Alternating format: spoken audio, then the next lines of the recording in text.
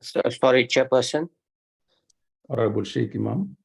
Sorry, good morning to you and all the honorable members. I'm moonlighting at the moment between police and appropriations, and then the chief whip's meeting at 10 o'clock. So I'm in and out. But thank you, sir. My apologies. We'll note that, Honorable Sheikh Imam. Thank you very much. Yep. Yes, let's see. Okay, this is a straightforward one, honorable members.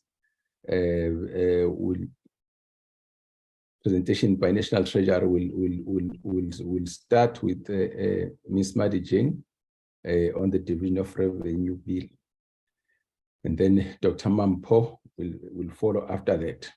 Thank you. Let's see. You know how we do it. Ms. Madi Jane, please come in the presentation.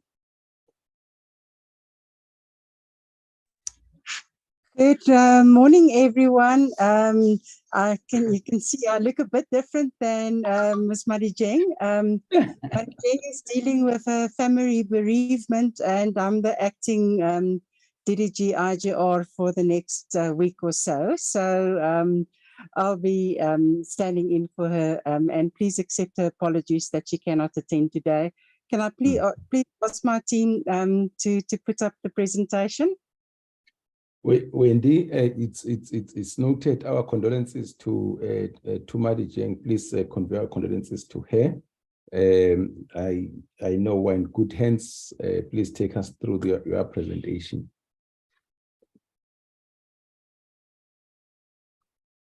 Thank you so much. Again, what we will be doing is we'll be doing a round robin. I'll doing some parts of the presentation, then Bongani Dalka will be taking you through the provincial side of the presentation, and Dr.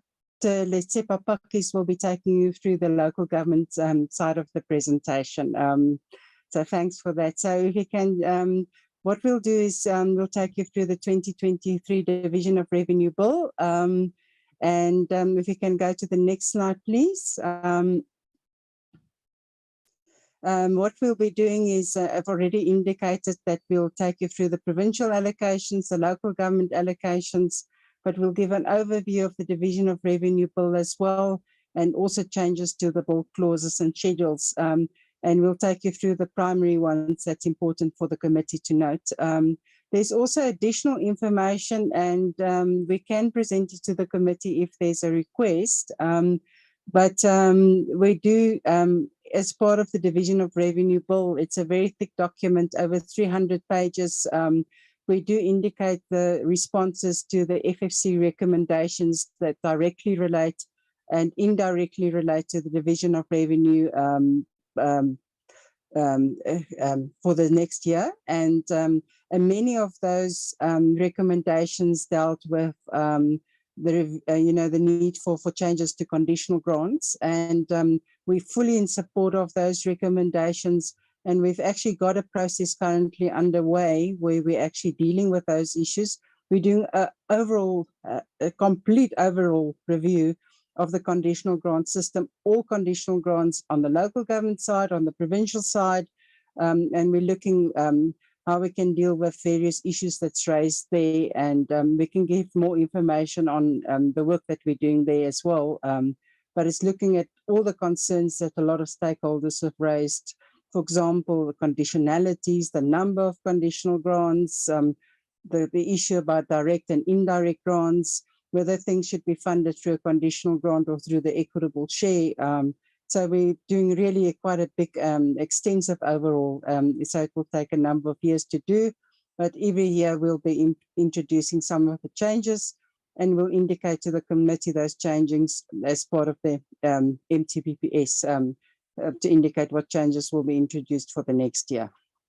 And then we've also, as part of the budget review, there's an Annexure A that we've also comprehensively dealt with all the recommendations that's come from this committee and also the select committee on appropriations. Thanks. Next slide. Next slide. Okay, what this slide indicates is, how the national and provincial and local government fiscal frameworks fit together. And then also to indicate what has happened to the allocations. Transfers to provinces increase with an average of 2.8%, where conditional grants growing faster than equitable share. And I'll get to a bit more detail there. And then transfers to local government grow at a higher rate, 7.4%. And particularly important there, and Dr. Pakis will take you through in quite a bit of detail there, why that increase is so high. And I'm sure some of you can already guess that it's got something to do with the Eskom bulk increase that's happened. But if people can recall last year, and Bongani can touch on that a bit, last year, or this year, we are making quite a bit of injection into the equitable share as well, although it's smaller than the conditional grants, to put provinces in a better position again to deal with particular pressures in health and education. But like I indicated, Bongani will take you through in more detail. And then if you can then look at the bottom part of this graph, it indicates the shares that's allocated to national, provinces, and local government.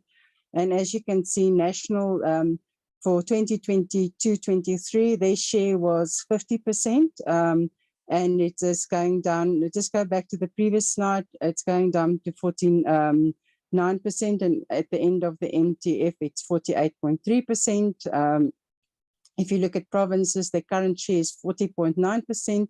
Over the MTF period, it goes up. It grows up to 41.6%. And then local government is currently 8.7%. And over the MTF, it goes to 10.1%. And it is, to some extent, a rebalancing back to how it used to be quite a number of years ago, because in the past, as we're all aware, there were quite a few pressures on SOCs. There's also other additional expenditures on national, such as SRD and the like, and that has increased the national share in the past. Next slide. Okay, what this slide indicates, and we reflect on it every year, and let me start with the provincial allocations. There's always a concern that, are the allocations that's going to provinces equitable? Are the allocations that's going to local government equitable?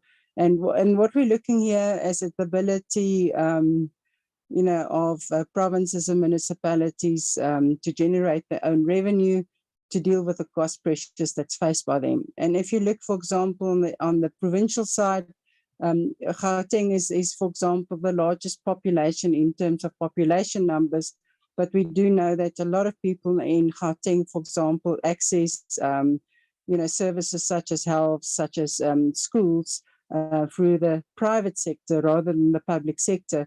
So what the provincial equitable share does is look at how many people in the province access public services, and then the shares are allocated accordingly. So, for example, Gauteng's share, if you compare to Eastern Cape, for example, where many more people use public facilities in terms of health, their share is much larger, although the population, for example, is much smaller than Gauteng. And the same applies to the municipalities. You can see the small towns per share, per household is much, much bigger than that for Metro. And it's an acknowledgement that metros can raise substantial own revenues where smaller towns and rural municipalities cannot do so. So there is a lot of redistribution in the formula. Of course, we can always look at improving the system, and we're always reviewing the system to try to make it even more equitable, but the system so far is equitable. Next slide. If I can then hand over to Bongani Dalka, that will be taking you through the provincial allocation. Thanks.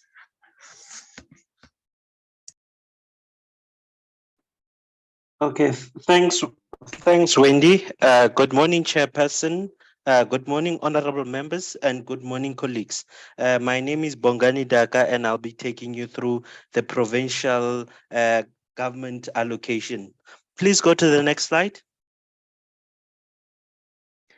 So in In terms of the provincial transfers, what we are indicating that for the first year of the 2023 MTEF, which is 2023-24, equitable, the Recording in progress. provinces have been allocated 695 billion, of which the equitable share is 667 billion, and the conditional grants are 128 billion.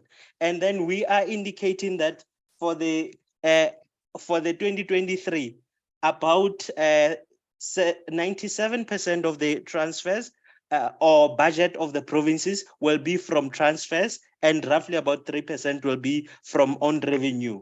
And what we are also indicating is that the equitable share is growing at an annual rate of 2.5, while the conditional grants are growing at an annual average rate of 4.3%.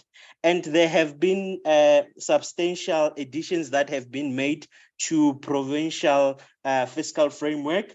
And just to indicate, over the 2023 MTEF, about 92.7 billion has been added.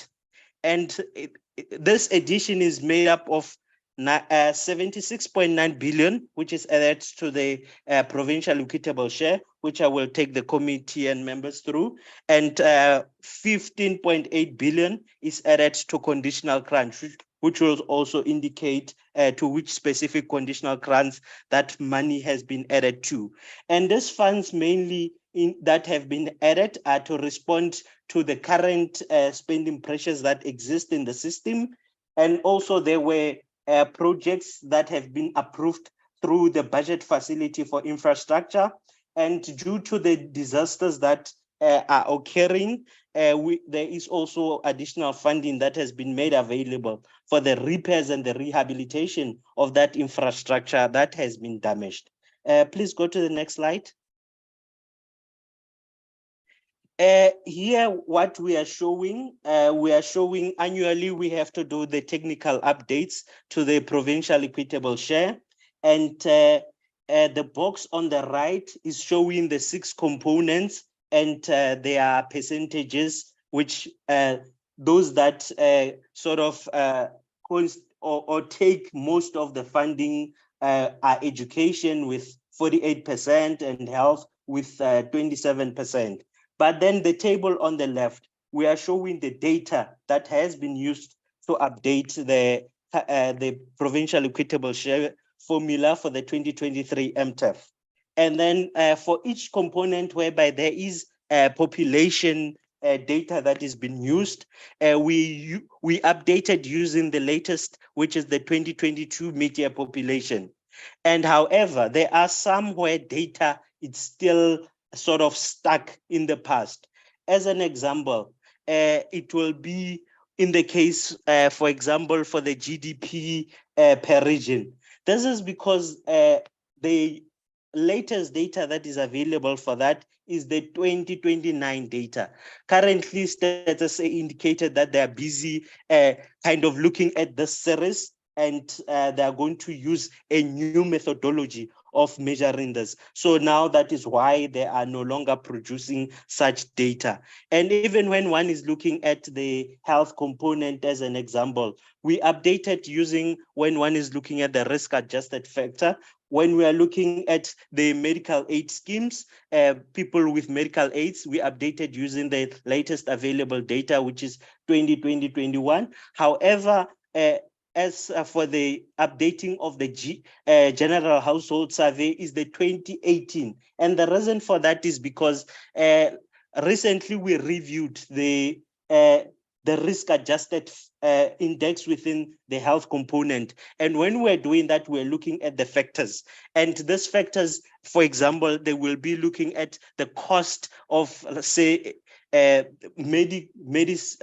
cost of getting medical service for a male, 20 years on all that. So this data does not necessarily have to be updated annually, because it does not change that much from year to year, but it will be updated periodically. So within this risk-adjusted factor, there is data that we will update annually, but some data will be updated periodically. So the fact that we're still using the 2018 General Household Survey is just because from year to year, like the cost of getting a medicine for a specific person with a specified demographics does not necessarily change that much.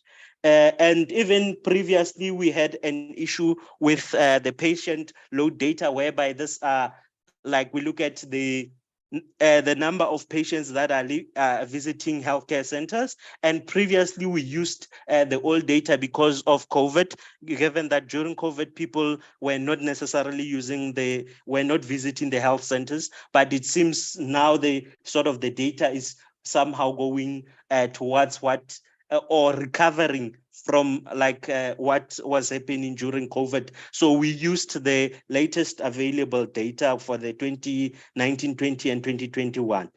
Please, we can move on to the next slide. So here I'll be taking honorable members through the changes that have been made to the provincial equitable share. As I indicated, additions that are made to the provincial equitable share are in the tune of 76.9 billion. So this is the 76.9 billion that I will be talking to. So to deal with the COE pressures within the education sector, 20 billion has been added over the MTEF. Even in previous years, there have been additional funding that has been made available to ensure that teachers are being paid and they are able to teach, they are present in their classes. And then also to deal with the health sector backlogs, and some are as a result of COVID, as it was indicated that there have been backlogs that were created. 23.7 billion has been added over the MTEF, and this is to deal with the antiretroviral treatment, TB backlogs, the health service backlogs, COE pressures, among others, and the buying of goods, medical goods and services. And then the other addition that was made as a result of the implementation of the 2022 wage, additional funding was made over the 2023 MTEF for the carry-through costs. And this addition is to the tune of 31.1 billion. And this funding has been, the way that it has been allocated through to provinces is using the provincial equitable share formula. And then in terms of to respond to the arrears in the compensation of is in donors in the KwaZulu-Natal province, 631 million is added only for the first year of the MTEF, the 2023-24. And then as indicated that there was other funding that has been added or approved through the budget facility for infrastructure. The Kucha SEZ in the Eastern Cape will be getting an amount of 1.8 billion over the MTEF. And this is to deal with the water infrastructure that is within the SEZ, so that so the SEZ can have the capacity to deal with the expansion that is happening.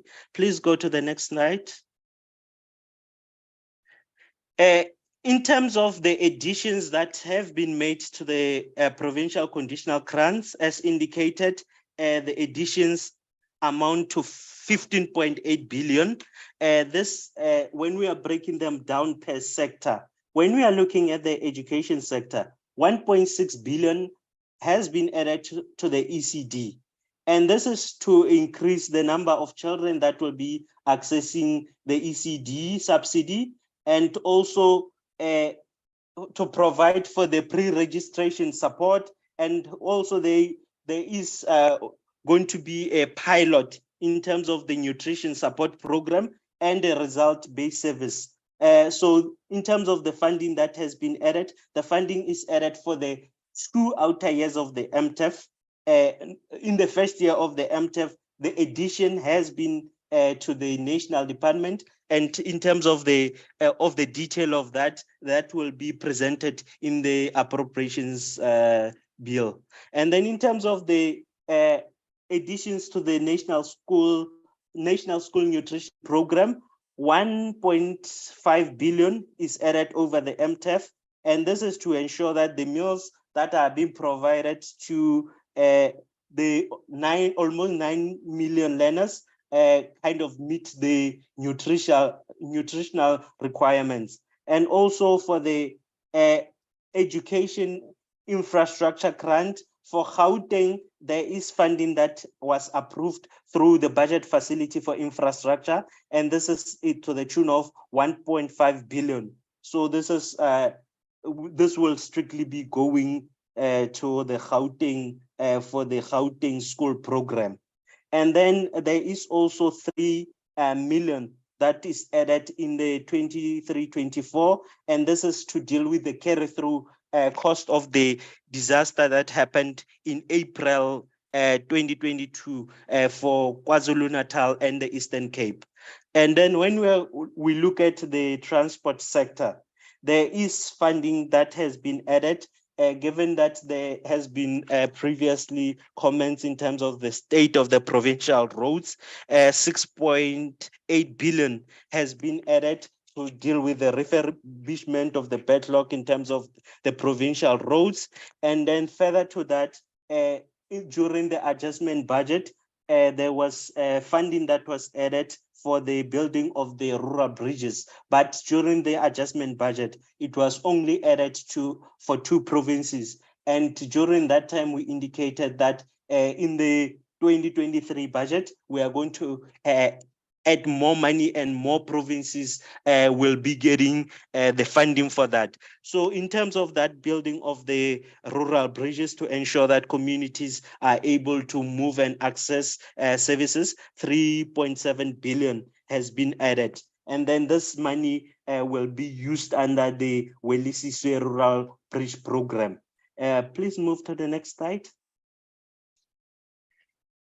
When we now go to the agriculture sector, also this funding has been added through the budget facility for infrastructure, and the money is going to flow through the comprehensive agricultural support program. And this funding has been approved for the KwaZulu-Natal agri-hubs. So the amount that will be added for this is 153 million. So this amount is added over the MTEF. So, and as honorable members can see that in the first year it's 8 million, and then in the 2 outer years is 86 and 58 million respectively.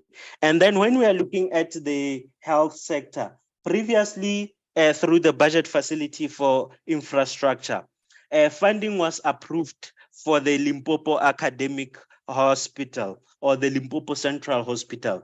And what we are showing here is that the funding is being rescheduled just so that it aligns with the needs of the project in terms of the financial needs. So, but however, this does not mean that the money is being taken away, because in the first year, the money is reduced so that it aligns with the cash flows. But in the outer 2 years, the funding has been increased from like the initial amounts that were indicated for those financial years.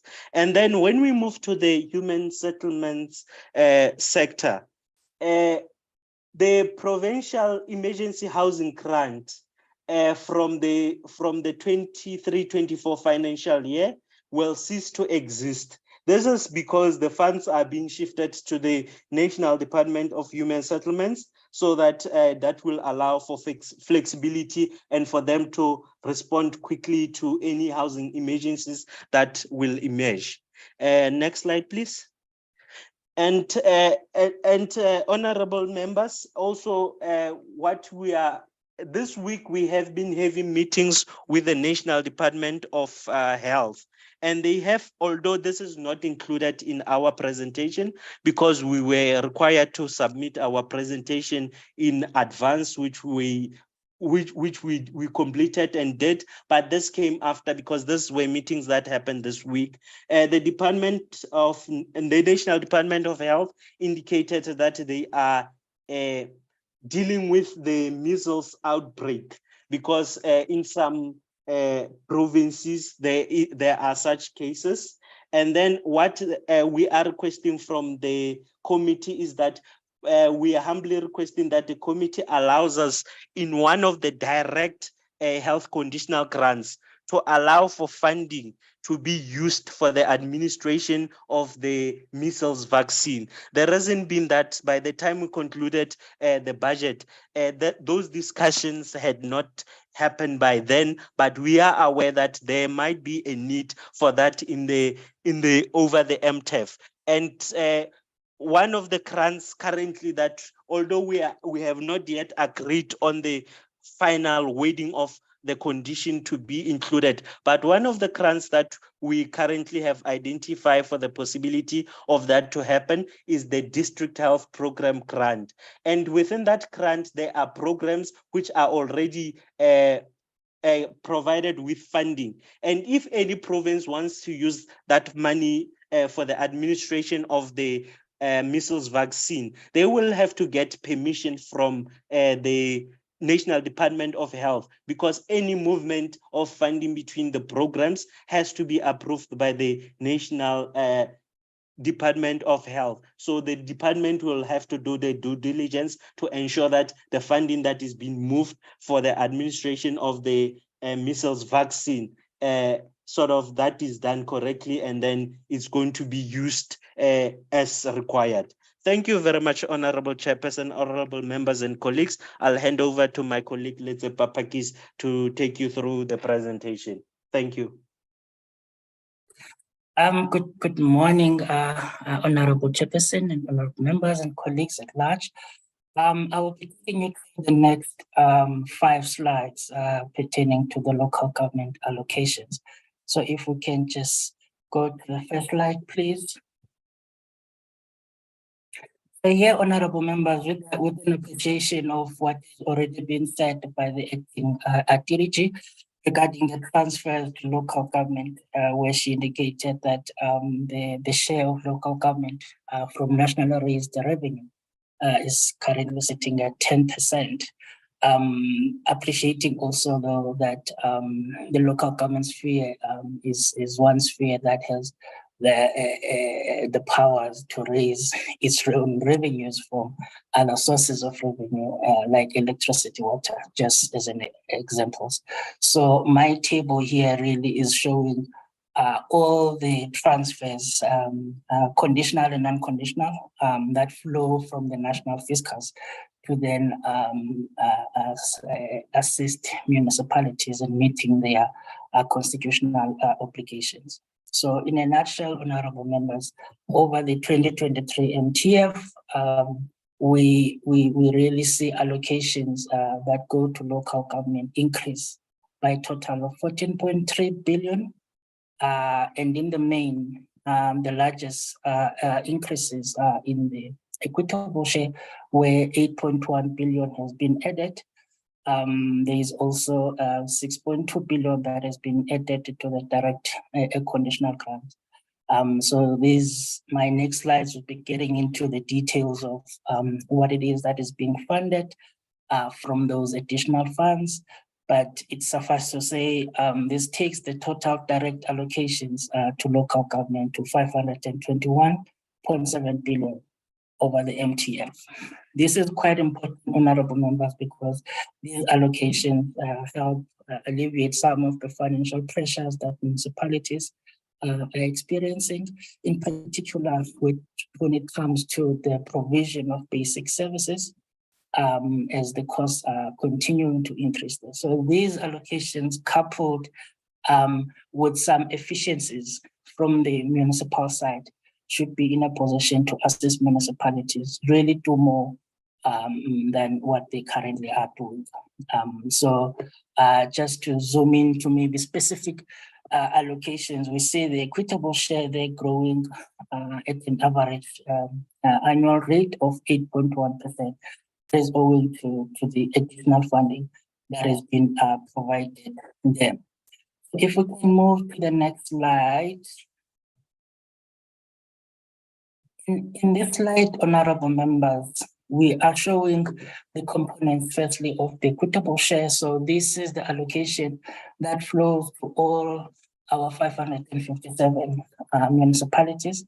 And that is where the additional resources have been added. So perhaps the questions you might be asking yourselves now is what informed the amount that was added into the formula. And here is our story really. So one of the variables that inform the allocations to local government is the household growth. So the household growth has been 2.7%. So this is the data that we receive from Treasury through the general household survey that they then conduct. So we have updated the formula to factor that in. And secondly, we also, when it comes to the costing for water, we use the average water board bulk price increases, and here we've got 8.9%, which we also compensated for in the formula. Now here, honorable members, I think something that concerns every South African is around the pricing for electricity. You would be aware that Eskom and NERSA, through the process, of determining the bulk electricity tariffs, that the resultant there has been that, there's an 18.7% increase in terms of the bulk electricity. So what we have then done through our processes really is to then taking into account that Eskom is yet to determine how much each of its customers. So this 18.7 is really for all its customers, but it still needs to determine how much it's going to be charging municipalities and the various other customers. And with that in mind, and knowing that it has 9 months to recoup this 18.7 from the municipalities, we've then added 2% because usually what happens is that final determination is usually around, is usually up or more by 2%. So we've added that into the formula to ensure that we fully subsidize the provision of basic electricity. And then when it comes to other costs really, like your refuse removal as well as sanitation, we've used the CPI projections there. So these, I think these variables or the changes to these variables have really informed the amount of additional resources that have been added. However, honorable members, I will perhaps at this point also want to touch on that whilst we have fully funded for all the 11.2 million households that we have in the country, we've also created a buffer for ourselves as government. In case there are any approvals from the bulk electricity, specifically for municipalities, that is over and above this 20%, which is already above the 18.7%. So there's an amount that is within this 8.1 billion that we've added, which we have left unallocated, which we're going to come to you in the time of the adjustments budget when all is clear, because by that time, Eskom would have made the final determination in terms of the costing. And then we are going to be meeting with the various stakeholders to decide on how we are going to address those issues. But the first point of call really will be any of the implications of that tariff increase for municipalities. And of course, we will have an opportunity to also look at some of the issues facing local government, some cost pressures there, which are not recurrent in nature, because it's important that because this amount, we shouldn't create a need going forward. So it should address the current issues in the best way possible. And so for the package then that we are coming up with in terms of the free basic services, so we are now in a position to subsidize all the 11.2 poorest households per month with an amount of 528 and 29 cent there in the 2023-2024 financial year, which is then going to assist our poor households just to have the basic necessities. And of course, you know, this is over and above what is being done at the national government level in terms of the SRD grant. We also have healthy growth, honorable members, in terms of the institutional and the community services component. And those two components are the ones that Wendy would have spoken to earlier on when he spoke about how redistributive the division of revenue is, because those are the two components that are specifically targeted at our small and poor and rural municipalities to help them just have the basic administration in place, but also to fund some of the community services funding there. So if we can move to the next slide.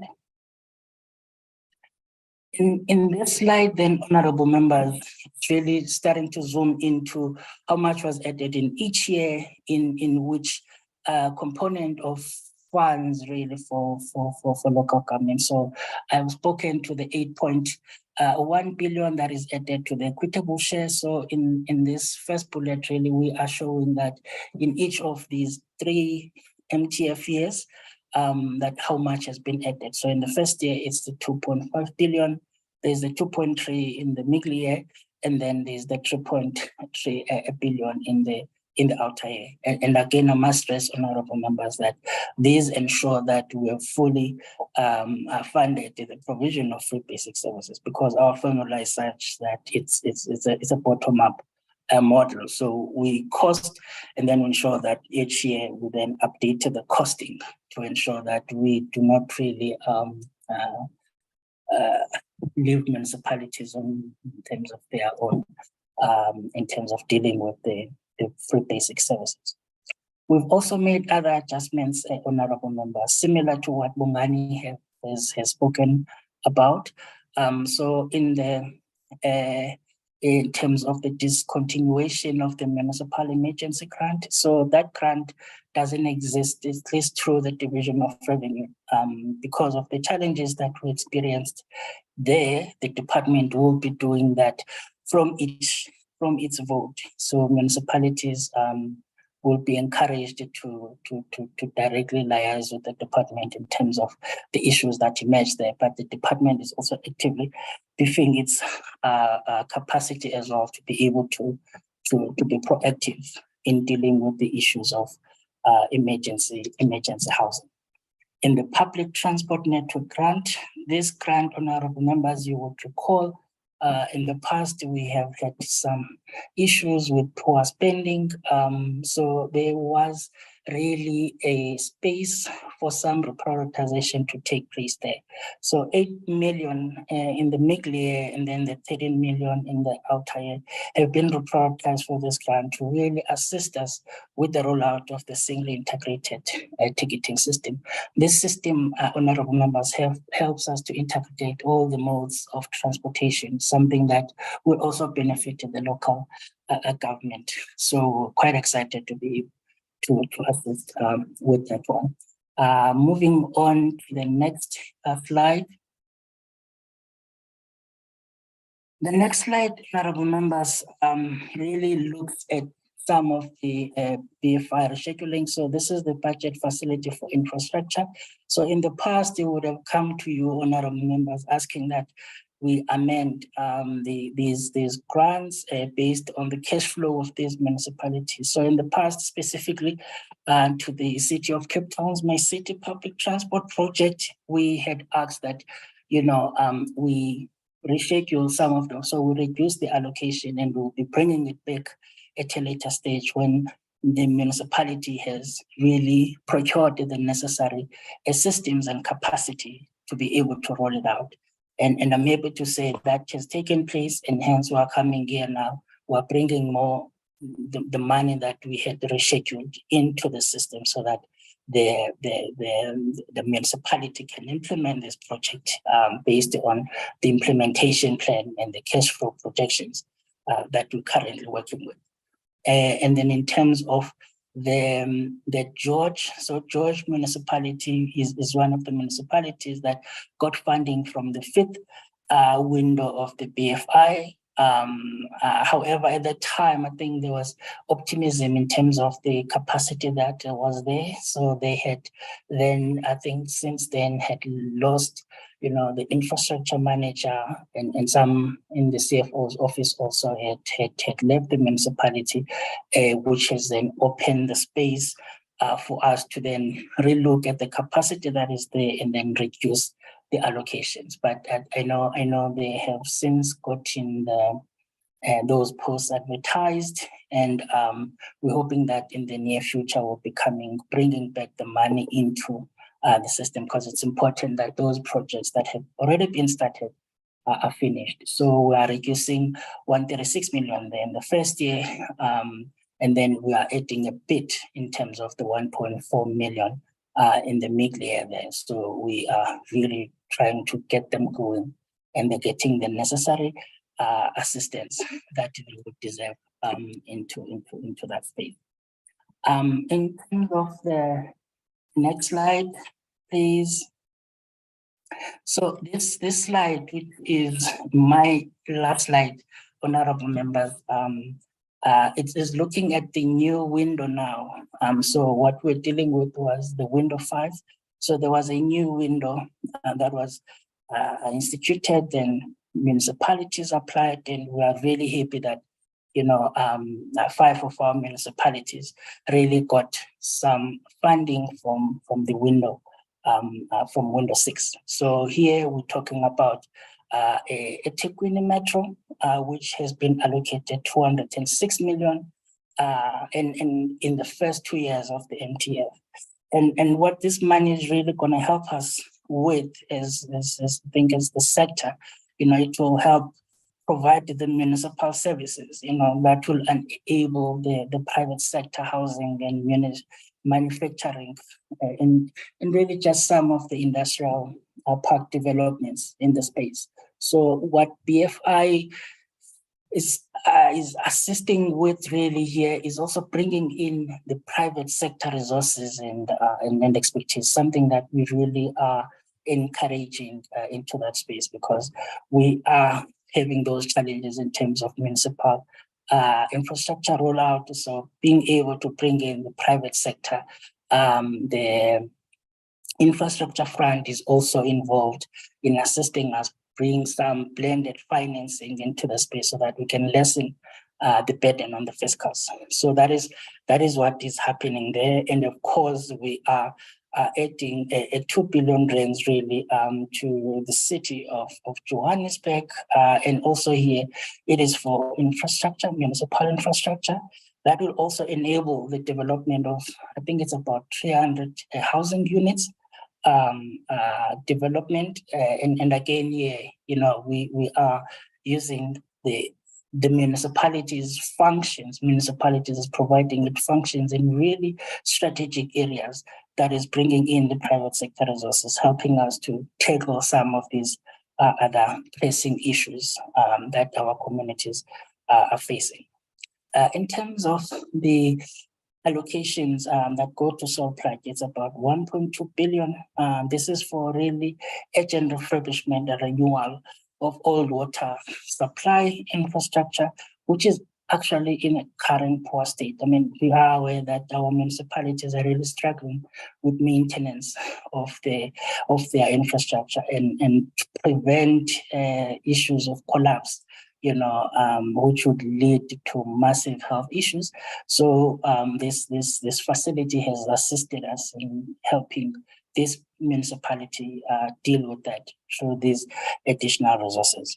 And again, Drakenstein municipality will also be receiving 1.3 billion rands, which will help it upgrade, the wastewater treatment plant, as well as some of the bulk sewers, So this is to really help accommodate the current demand that the municipality is facing, but also it helps cater for the future new development and demand, because Drakenstein is one of those, we call it ICMs, so they're one of those really growing municipalities that have potential for spatial, development at a scale that would benefit the country as a whole.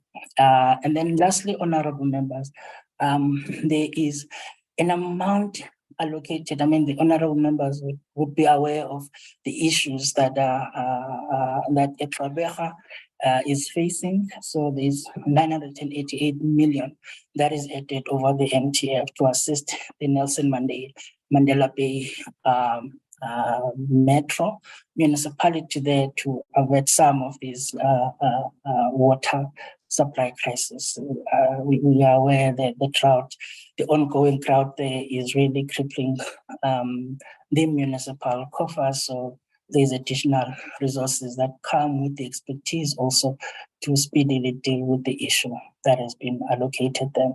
So we are hoping that this program would this funding would really focus on the immediate water supply challenges in that metro and help that municipality be able to avert what many call the day zero that is coming in that space.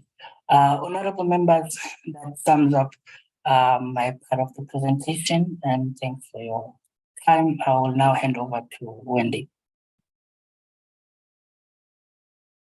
So thank you so much. This is the last part of the presentation, and what I'll be taking you through is the clauses to the Division of Revenue bill. And if you can just go back, we've jumped a number of slides. If you can go to slide 19, please, that will be appreciated. It deals with we do not highlight to the committee, some of the small minor technical changes just to improve some of the wording of the legislation. What we generally focus on are the policy changes to the Division of Revenue bill. This year we've got quite a few, and I'll take you through them. Firstly, we've made changes to sections 5, and I'll later on refer to them as well because it links to a number of clauses. Currently, the only grant, be it conditional grant, be it equitable share, where the actual dates for the payment of that grant is stipulated in the Division of Revenue Act is the local government equitable share. All the other grants are determined in terms of a payment schedule that's approved by the National Treasury, but done in collaboration with the National Transferring Officer. But to give certainty to municipalities to get their equitable share, given that there's only 3 tranches, those dates are then stipulated and have been stipulated in the Annual Division of Revenue Acts for the last few years. But as committee members are aware, sometimes municipalities do not do credible budgets. They do not pay their ESCOMs, they do not pay their water boards for a number of years, which result in some interventions required. So in the past, National Treasury has delayed the transfers to some of those municipalities to enable some reformative behavior and action to result in more credible budgets, to result in them agreeing to payment schedules with ESCOM and the water boards concerned. And that means we did not pay the equitable share on the stipulated date, but at a later date. So just to fix the legal loophole, what is then added is the subsection 3 is amended to allow that the date may be different if it's stopped in terms of section 2162 of the Constitution. So for municipalities that do not fall subject to that, they will still get the equitable share on the normal date. Then another change that's made, and it is not a new change, it's now the second time it's been introduced, as part of the 2022 Division of Revenue Amendment Bill, we presented to the committee additional provisions to the Division of Revenue Act to allow for provincial conditional grant pledging. Just to indicate to the committee, this will now be a standing feature in future and this Division of Revenue Act. So it will become a permanent provision. This provision has not been used to date, but we do expect in time to see some of these requests coming through and resulting in actual approvals being granted. Then with regard to Section 13, it is again just to ensure improved oversight. In the past, what happened is everyone did receive draft reports of infrastructure programs, but they did not receive the final report. So this is just to strengthen that provision to ensure that everyone also get the final reports so that they can enhance and improve their oversight. Then another provision that's been made, and as committee members are very, very aware, what happens by, and I'm going to give an example because it always gives a bit of substance to why this is needed. We know that we've got human settlements grants in the system. So what happens is that funds are unspent, just before the end of the financial year. So what a province or municipality will do is they will take that money and transfer it, for example, to the national institution that's at the Department of Human Settlements, HDA, and then the funds are recorded as spent, but it's not really been spent. So this is just an additional provision to ensure that that type of behavior is not continued, because then the funds can also remain unspent at that organ of state, and then over time the money disappears in the system. So it's also just for improved oversight that we get the necessary controls applied to that money as well, and not for them to circumvent the system. Next slide, please.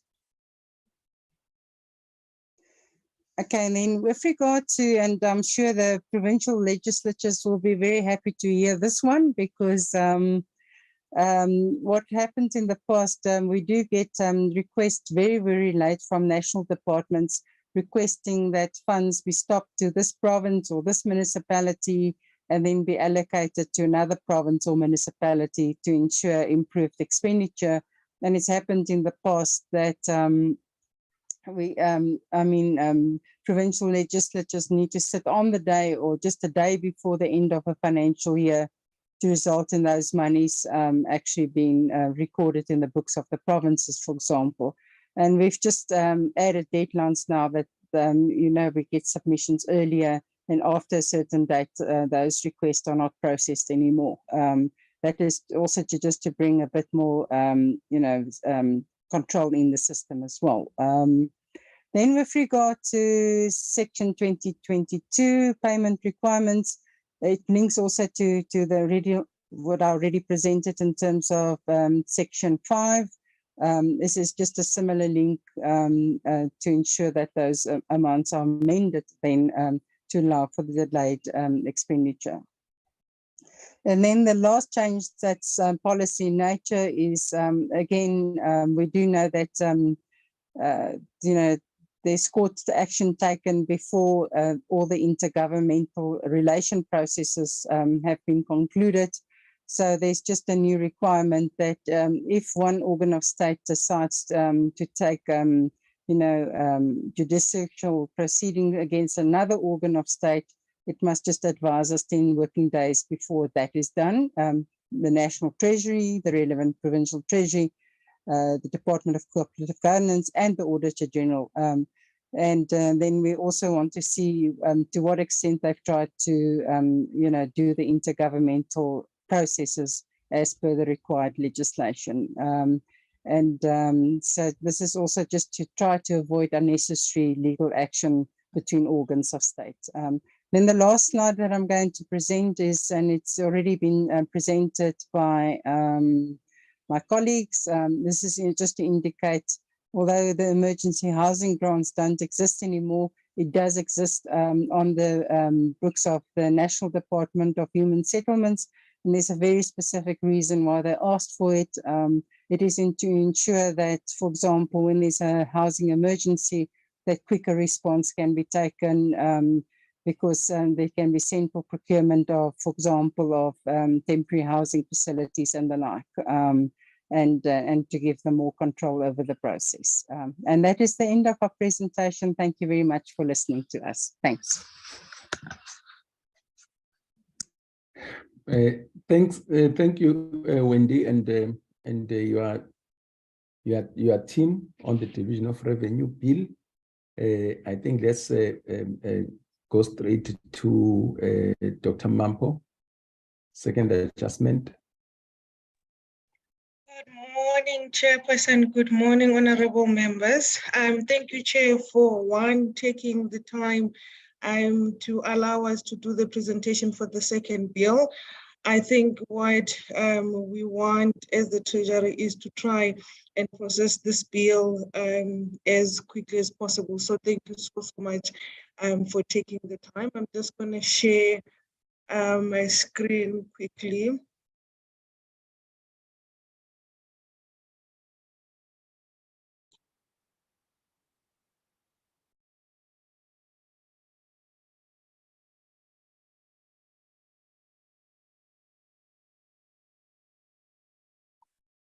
Thank you, Chair. So basically what we are presenting today is the second adjustments appropriation bill. And Chairperson, this is just the slide that gives the members of the committee the sections in the PFMA that allows the minister to table the adjustments budget. We have had questions when we were doing the presentations or when we're tabling the budget on what justifies Treasury to table the second adjustments bill, but the PFMA does allow for us to do so. So section 30, subsection 2, states that these are some of the activities that may result in the minister tabling or that provide for the tabling of the second adjustments appropriation bill. So basically what we are coming here for, honorable members and chairperson, is we coming here to present money that is appropriated for expenditure that was already announced by the Minister of Finance when tabling the budget, and this was the compensation of employees as well as funding for the land bank.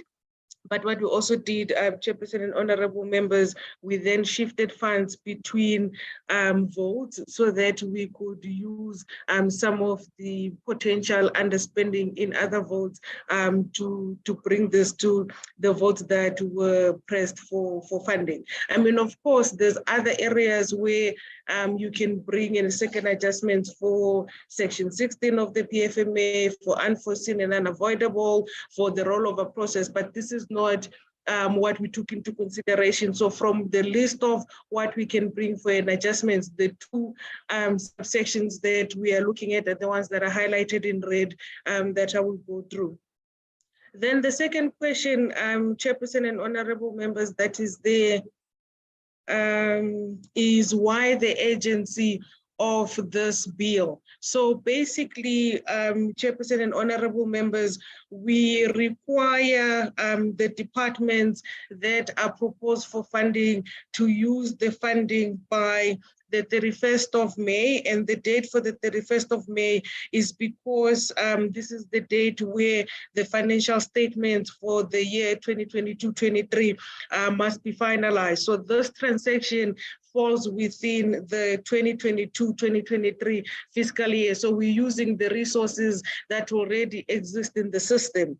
If honorable members and chairperson, we were including these monies for the following financial year, which is 23-24, then of course there wouldn't be the agency of this bill, and we would have included these allocations in the normal appropriation bill that was also tabled by the minister. So this is to make sure that we at least have the department spend this money before the financial year end, or before they finalize their financial statements, which is the 31st of May. So basically by the 31st of May, the bill must have been passed by Parliament, assented by the president and also published in the Gazette, and the department would have withdrawn the funds before the 31st of May. So this is just the background on why the agency of this bill. So, honorable members and chairperson, the second adjustment appropriation bill has basically 5 transactions that we're bringing to your attention.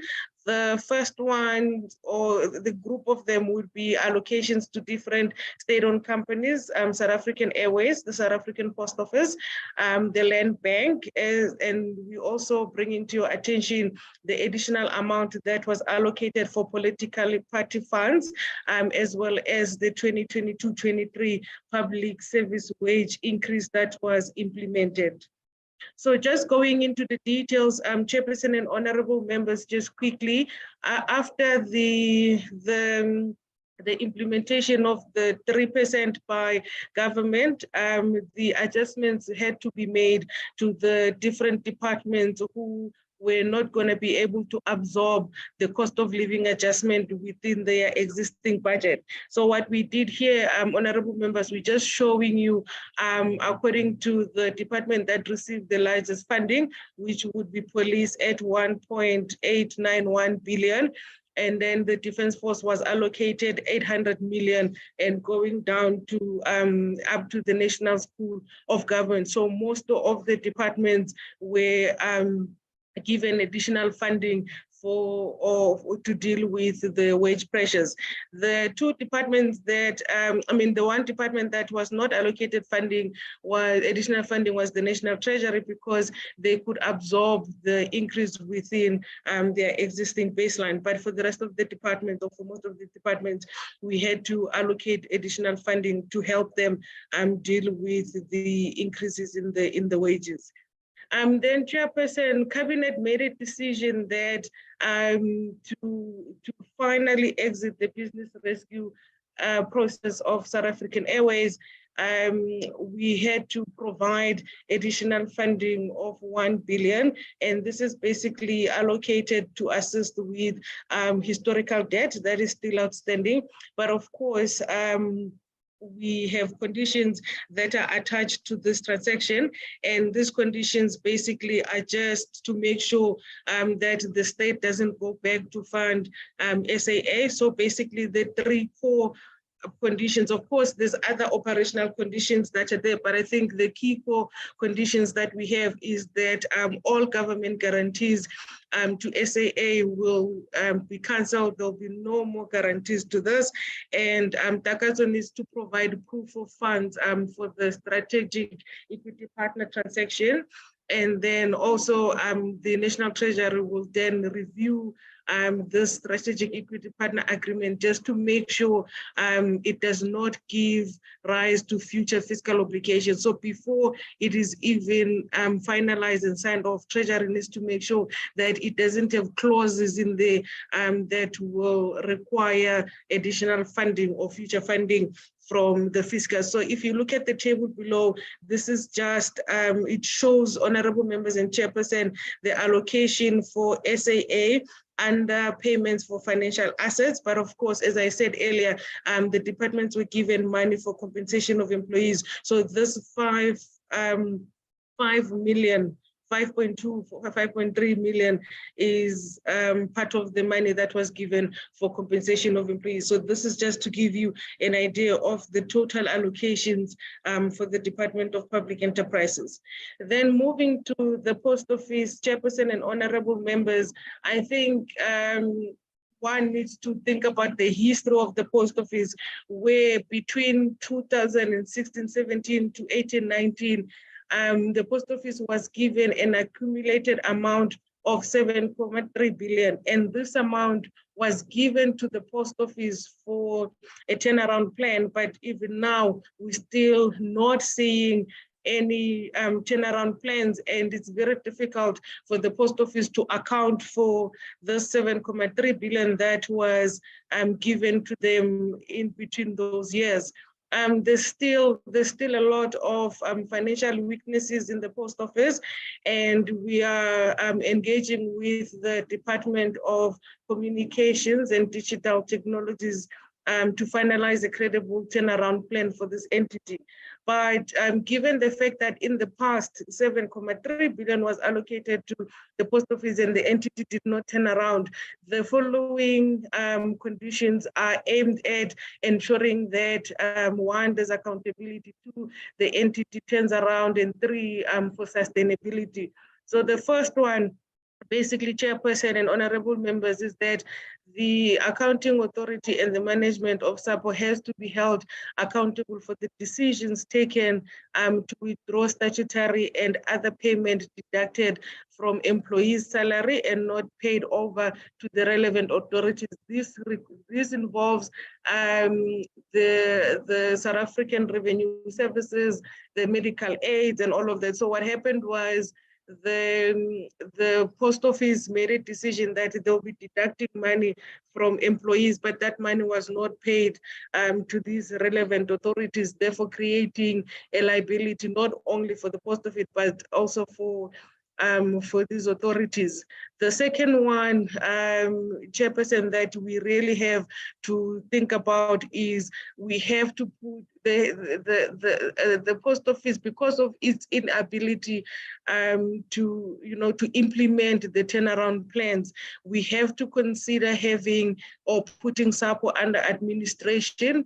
If not so, then there has to be at least an oversight committee, and this must be established between the National Treasury and the department. We also have to look at what is the SAPO, what is the future of the post office, and the department has been working on a market study, and the future of the post office or their strategy or their turnaround plan has to be aligned to this market study and the policy objectives that are set out in the white paper. The fourth one, Chairperson, which is very critical for this bailout, is that the post office has to sell all their non-core assets, including properties that they are no longer using. But this is what is key here, Chairperson and honorable members, is that the price for the sale of this non-core asset has to resemble some market rates, because the last thing you need is to sell your assets by way below market rates and you don't end up getting value for money. So the post office, or the department for that matter, needs to make sure that they hire a property valuer, so that an independent property valuer, so that when the post office then starts disposing of these assets that they are no longer requiring, then the value is aligned to what the property is valued, instead of just disposing these assets by less than market value.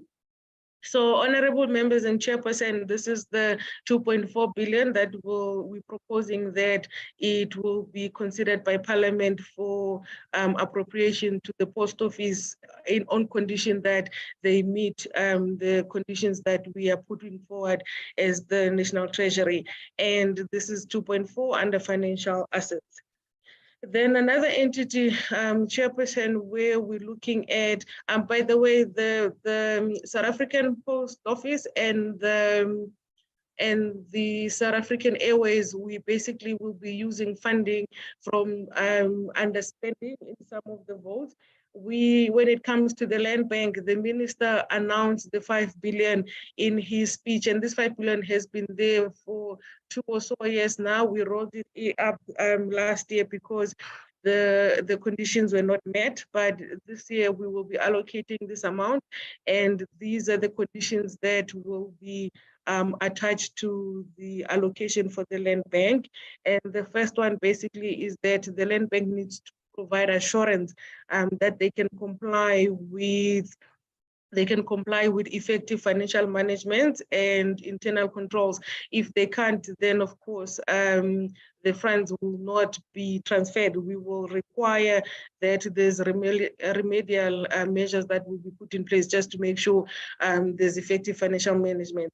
The Land Bank also, Chairperson, will be required to provide evidence that it will be able to ring-fence this funding just to make sure they safeguard the 5 billion from any legal actions by the lenders, because the last thing we need is to have a 5 billion that most of it is used for paying legal claims rather than its intended purpose. The Land Bank and the Treasury must then enter into an agreement regarding the business plans and the operationalization of the blended finance portion of this 5 billion, and we're splitting the 5 billion where 3 billion of that should be blended finance program, and then the maximum of 2 billion should be used to cure some of the default position. And then lastly, Chairperson, the board must just ensure that the 5 billion is utilized only as specified and approved by the Minister of Finance as stated in these conditions, and is not used for anything else. So for the National Treasury vote, where the Land Bank reports to, is only an addition of 5 billion. Then, Chairperson, we also proposing that an additional 300 million be provided or added to the political party funding. Before I just go into the numbers, let me just explain this table that you see here. So in the 2019 medium-term expenditure framework, 500 million was allocated for political party funding, but in 2022 MTF period, we allocated the normal baseline amount of 1,058 million, but we also added 171 in 2022-23, 178 in 23-24, and 187 in 24-25 to get a total of 536 million that was added to political party funds. And in this current 2023 MTF, we're proposing an additional allocation for the year of 22-23 of 300 million, and this of course will increase the total to 1.740 billion. And of course, there's also money that is allocated. This 1.7 billion will be allocated through the IEC, Department of Home Affairs, but of course, there's also allocations for political party allowances, and these are allocated to Parliament. So for 23-24, there's about 516 million, increasing to 539 and 561 in 2025-26. This is just showing you the allocation, because it is a transfer to the IEC. 300 million will be transferred for represented political party funds operations. Chairperson, these are all the transactions that are included in the second adjustment appropriation bill for your consideration. Thank you so much. Thank you so much, Dr. Mampo, for the presentation on the 2022-23 second adjustment bill. Honorable members of the committee, you know how we do it. Can I have indications of the honorable members who would like to engage with the presentations, first with the division of revenue bill, and then with the adjustment appropriation bill? So as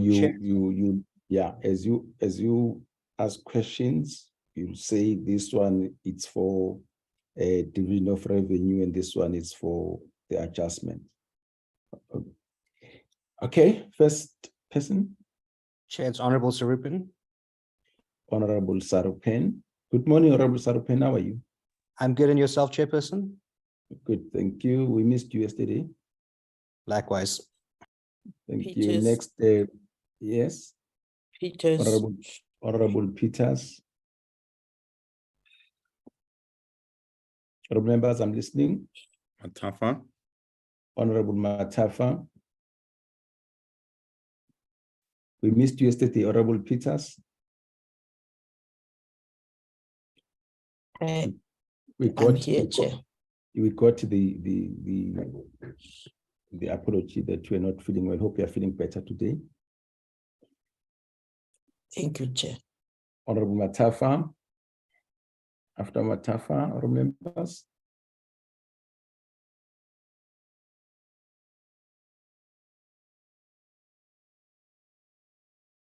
Honorable members, are you struggling with your connectivity? Kaiso, Chair. Honorable Kaiso.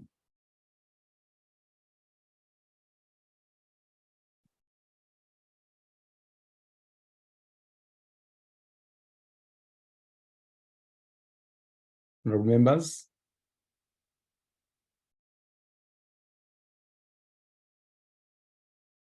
Okay.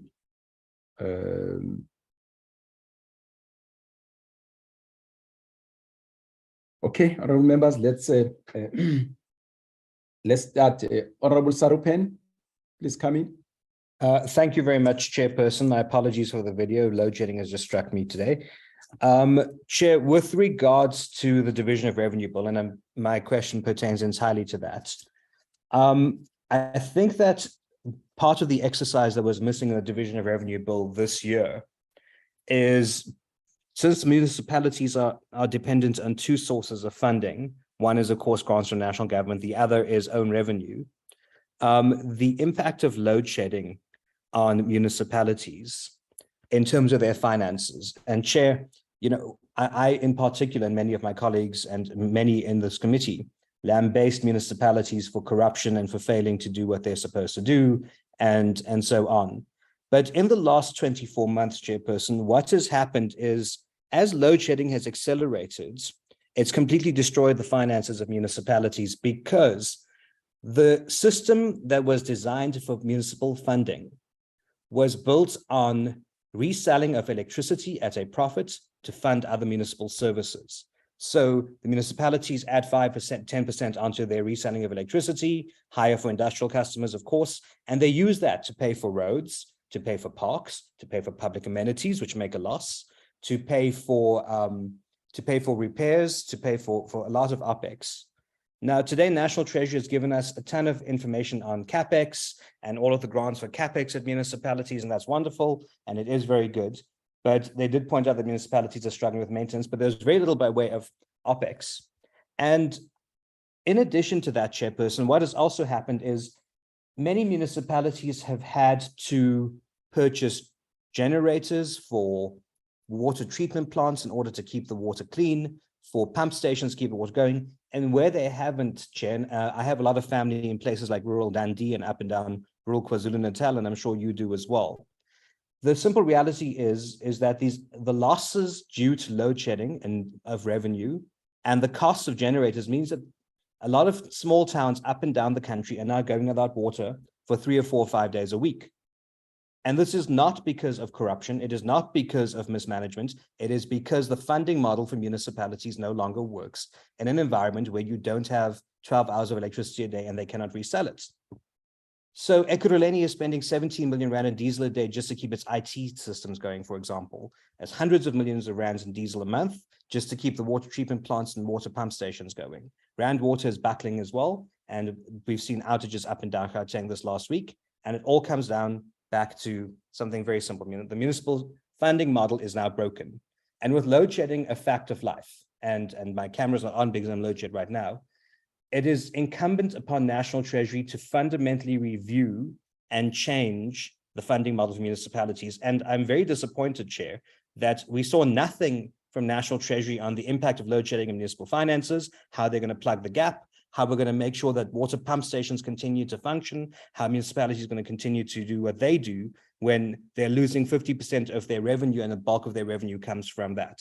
So I'd like to find out from Treasury when they're going to undertake an exercise like that to consolidate all this information and to bring revisions to the Division of Revenue in future years, because looking at this, yes, I see 10% over 3 years increase, but it's not going to be sufficient to cover the losses that are coming, and I've looked through various municipalities' finances in the last weeks to see what is going on, to understand why in Dundee there's no water for 4 days a week, to understand why here in Gauteng there have been issues, to understand why there have been issues even in the Western Cape. And it comes down to the fact that the funding model is broken. So I'd like to ask the National Treasury, when are you going to do a comprehensive review of the funding model for municipalities in light of what load shedding has done to the previously constructed funding model? Thank you very much, Chair. Thank you, Honorable Sarupen. Honorable Peters. Thank you. A load shedding challenge. So if you agree, I will not switch on my my video. Is it correct, Chair? Perfect. Continue, Honorable Peters. Thank you, Chair. And thanks to the team from National Treasury for the presentation.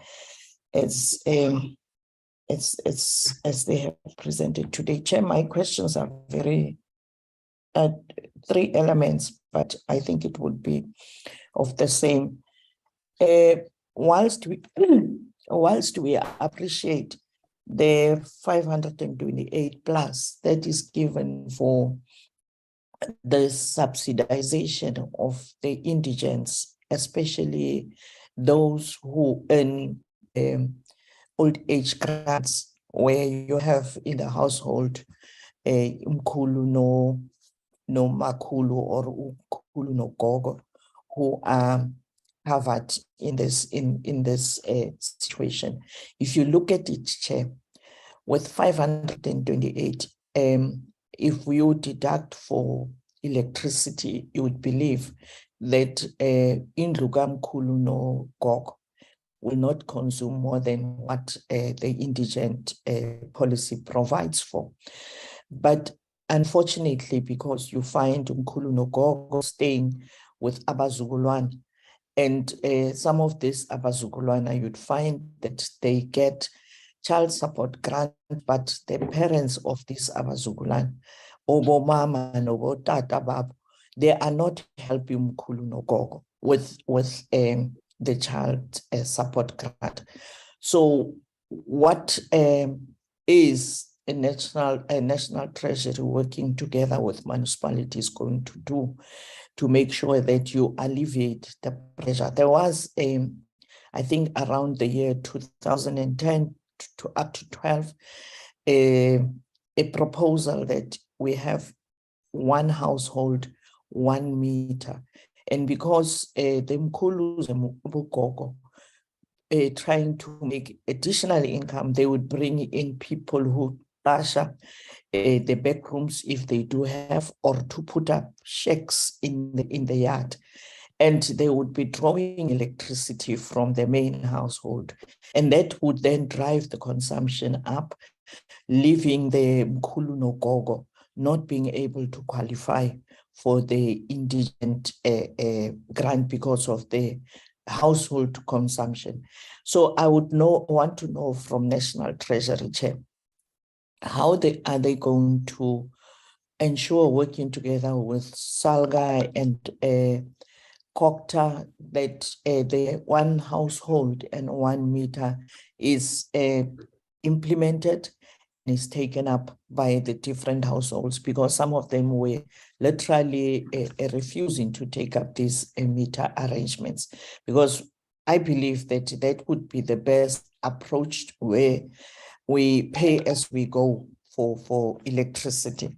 And then the issue related to the very indigent, Chairperson, there's a households where you have your beneficiaries of the SRD being the main breadwinners or the main income. Is National Treasury also considering and also advising municipality to cover these households with the indigent grant? Because as you can see, the grant, if there are 2, it's a couple, they would be getting something like 700. So believing that they are also indigent, they need to properly be covered. So that is my question. And if that decision is made, how is National Treasury going to fund that? The issue, another issue, Chairperson, is related to the municipal debt that I don't know whether I heard well, but I didn't hear it explained in detail by National Treasury today. The issue of municipal debt that would be, I don't want to use the word offset, but be covered or be made good by national government, if I heard well. Which municipalities are we talking about? And what is the total cost of the debt that municipalities have to ESCOM? But equally, Chair, it is not enough just to speak about paying off a municipal debt. National Treasury is fully aware of the national departments that have been lined up here, which annually get an increase or in one program or the other. They are owing municipalities huge sums of money. I wouldn't mention the province, but there was a province that owed a municipality more than 800 million. What is National Treasury together with Kokta and Salga going to do that these departments pay municipalities?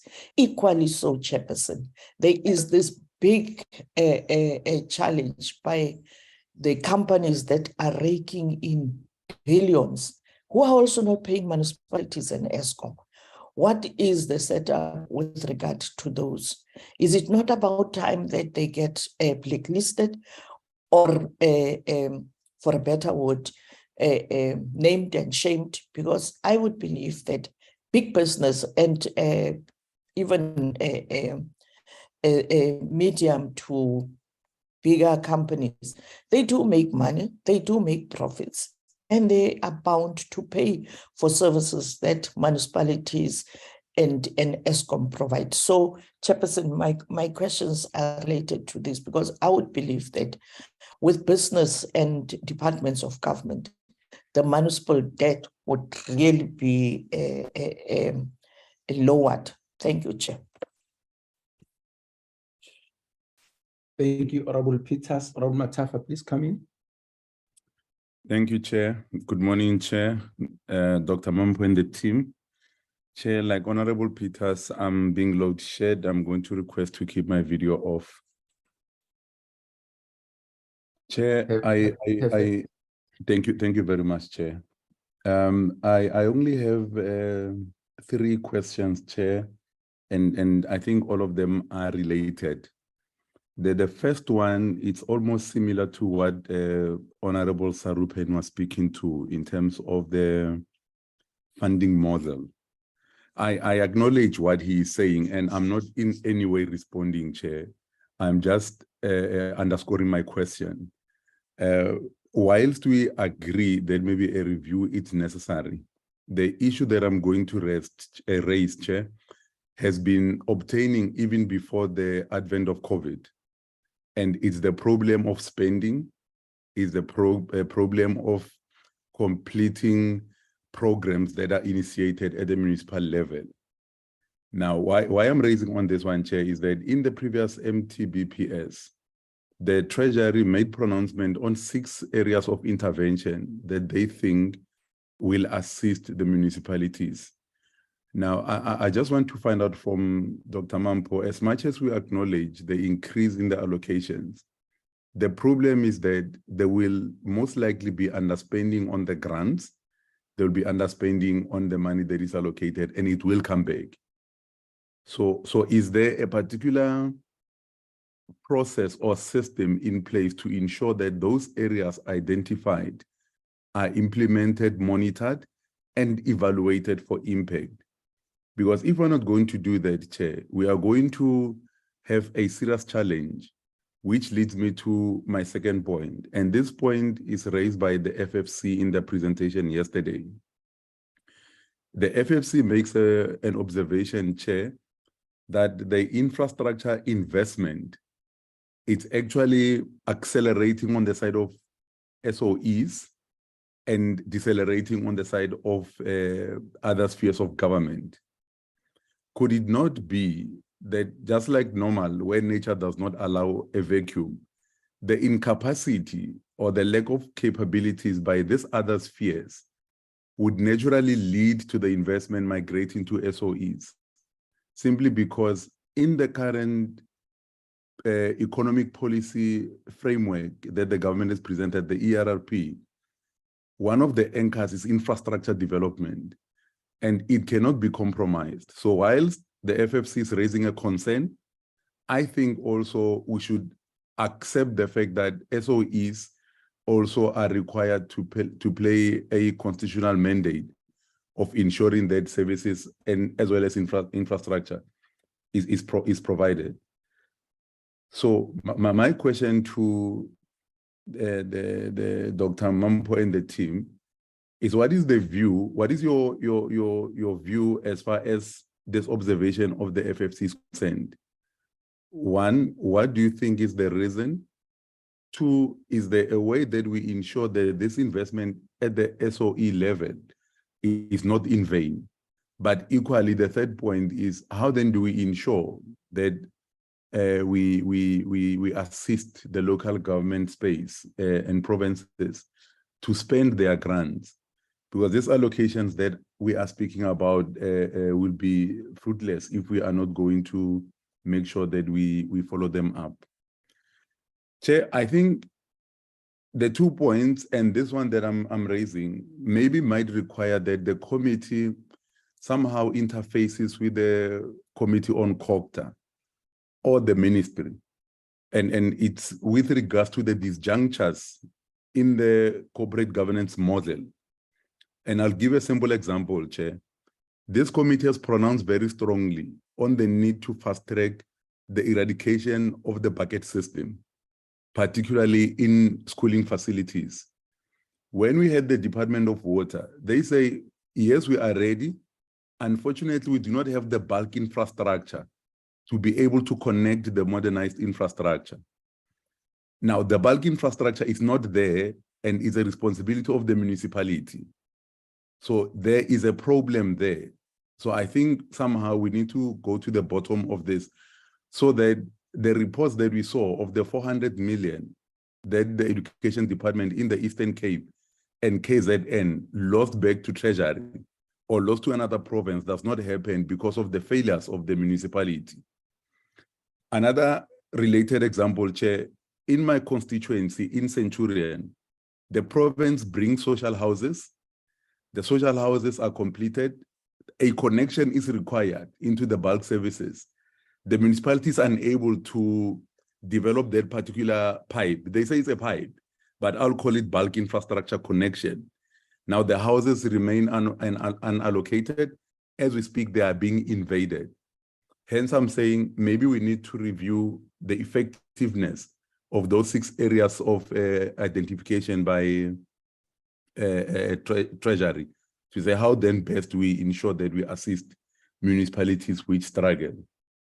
Chair, the last point is on the usage of Section 139 by provinces. It might not be the competency of Treasury, but I think equally as they also interface with other committees, particularly COGTA, I'll speak to that.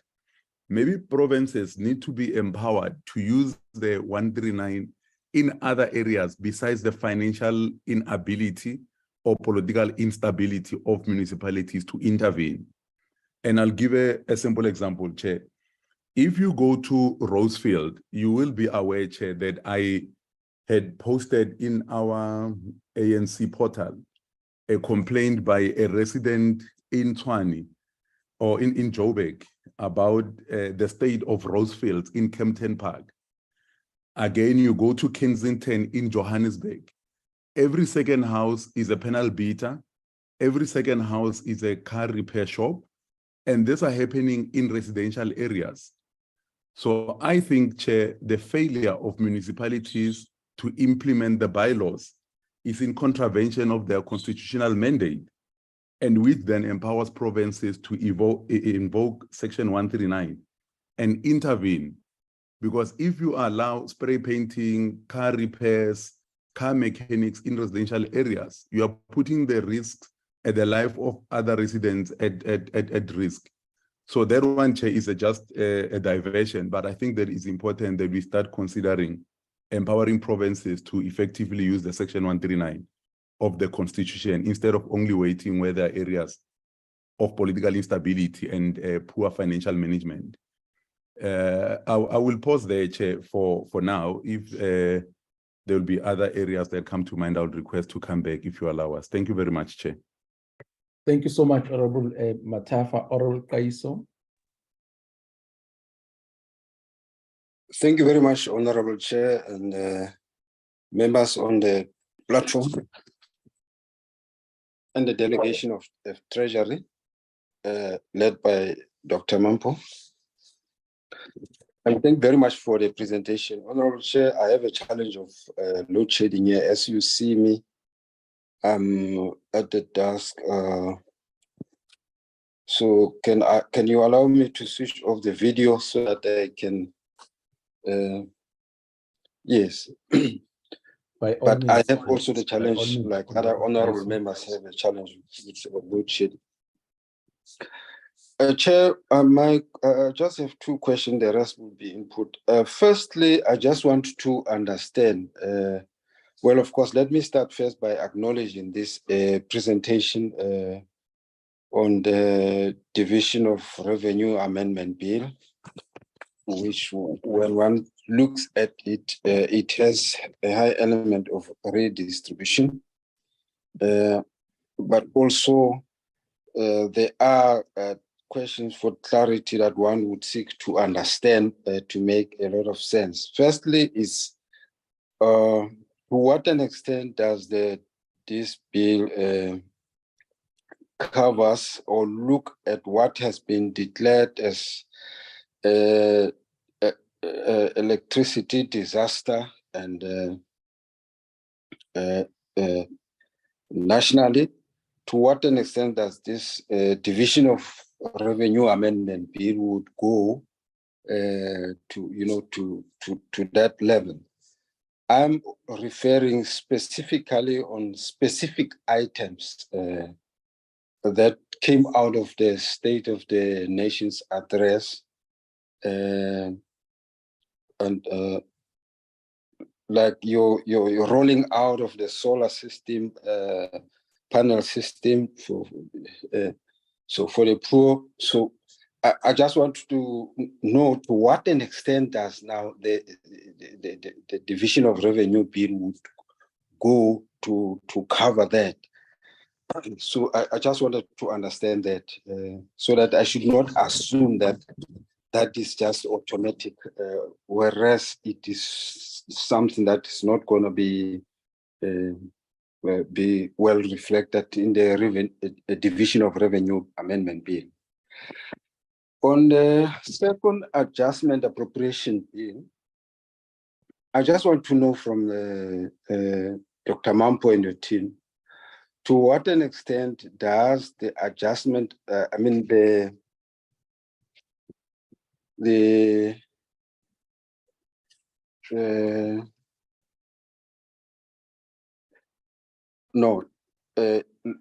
me rephrase my question.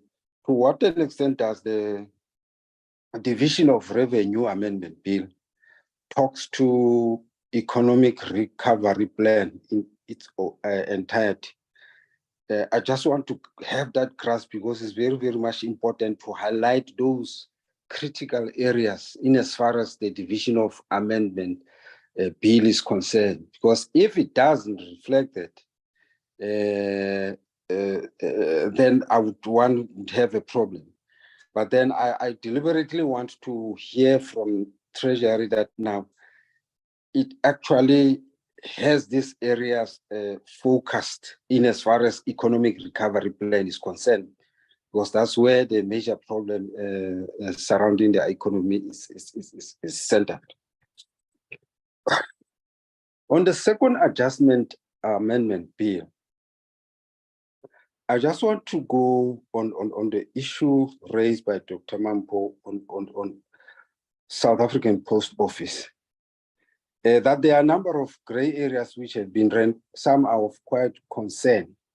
There is serious concern because I do not understand why would the South African Post Office just jump and butcher workers by promising a retrenchment of 6,000 workers. Whereas when you read the performance of the South African Post Office, you see things such as, workers, money not being paid to service providers like your medical aid and other statutory deduction not being paid over. And yet the South African Post Office quickly jumps to say, I will retrench 6,000 workers. I think it was going to be proper that they be advised to, halt that process, complete the turnaround strategies, of course, working with the, interest parties, like the unions there, so be engaged, so that now every avenue is very clear that what is supposed to happen in as far as post office is concerned. It is very much, disappointing to see such measures, such developments, such as failure to emerge with a turnaround plan. It's a very serious statement for one. So with the SAA, it really needs to, that matter of affecting the SAA needs to find its conclusion, because it's for quite a long time that now we've been deliberating on this matter, but it can't find any serious progress in as far as performance is concerned. So, Chair, I think I'm covered with the rest of the input of my colleagues. Thank you very much.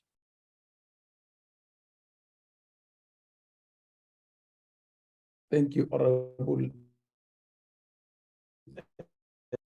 Let me check if there any other honorable member who would like to come in before I do. Oromatafa. Chairperson.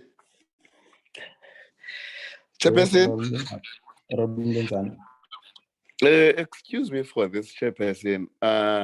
On the division of revenue, I asked these two questions to the minister, but I feel I should ask them again, particularly on the recommendations by FFC. What is it? What is it that informs the vertical, kind of transfers? What is it? I'm putting this question deliberately today, Chairperson. Is there some kind of a barometer of measurement of capacity before you do this transfers, or it's taken as a norm? Perhaps let me ask that one. The other one was a bit political. Let me ask just this one, Chair. Thanks. Okay, thank you. Oromatafa, do you want to say something? No, thank you very much, Chairperson. No, I am fine. Besides to say, on the adjustments appropriation, we welcome the conditions that are attached to the recapitalization of these entities, something that the committee has been requesting for in previous engagements, that where money goes, it cannot be on a clean slate or a blank check. There must be conditions that must be adhered to, and they are very much welcome. Well done, Team Treasury. Thank you, Chair. Thank you, Oromatafa. Sarupen, do you have something? to add? Sorry, Chair, nothing further from me. Yes, I was saying anything from your side?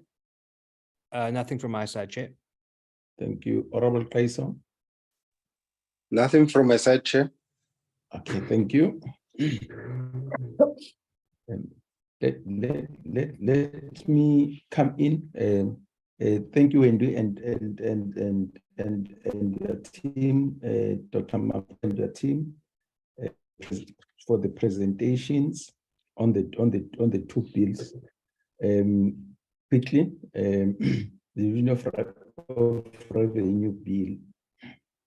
I just want to check, Wendy, how do you decide whether an allocation is through the equitable share, a direct grant, indirect or conditional grant, whatever? So how do you decide on that one to say this is the most optimal way of distributing money? And as you do that, please just explain for our benefit, the benefit of the public there. Just explaining exactly these types of grants. Just saying the conditional grant, the direct grant, and so on. Exactly, how do they differ from each other?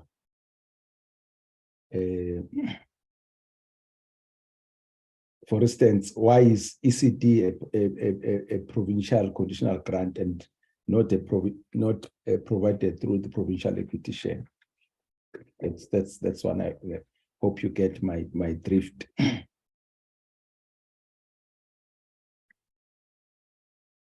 Provincial and the local emergency housing grants they cease, and the reason that was cited was flexibility. I've got no qualms about that, but I was just thinking, why don't we have this type of intervention? Because I'm sure the national department definitely needs to have an intervention of some sort, the provincial and local. Why is it an either or? Why is it not allocated amongst the three spheres of government? Because I'm sure different responsibilities and calls will come from all three spheres of government. As I was listening to you, within your team, generally, what do you say the message that you are communicating with this division of revenue bill? Say, yeah, let me say, what is the message exactly that you are trying to communicate with the revenue bill? And perhaps you will say what I'm responding to, broadly speaking.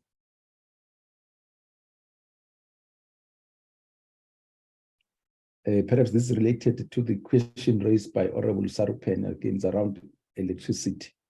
I just want to check that when municipalities are pressed as they are, as far as their revenues are concerned, there'll always be a tendency to get revenues wherever they can and try to start charging super profits. But the question here is that what control do we have, or do we put on municipalities as far as the pricing of electricity at that level is concerned, just to make sure that the markup that they put is controlled? I'm sure that applies also to water. Remember that ultimately we as government want to make sure that the residents and the citizens, they get these services. And so to try and deal with the question of, for instance, high markups and end up putting a lot of people under strain, as we know that the cost of living is too high. So I'm just saying, is there any intervention as far as the markups that the municipalities are allowed to put when it comes to water and electricity? Next question is around the free basic services of 70.9 billion rand. Is 6.7 billion rand and 6.7 billion rand and 10 billion rand part of the 70.9 billion rand. I think it's a straightforward to that one.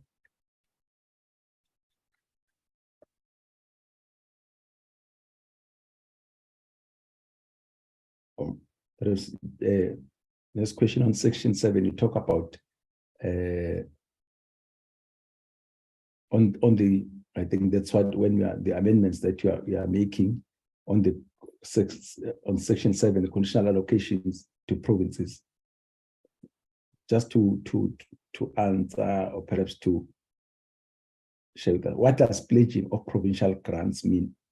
Pledging of provincial grants. We are saying section 7, conditional allocation of provinces, provides for the pledging of provincial. Just to explain to us what does that mean. I think that's as far as the Division of Revenue Bill is concerned.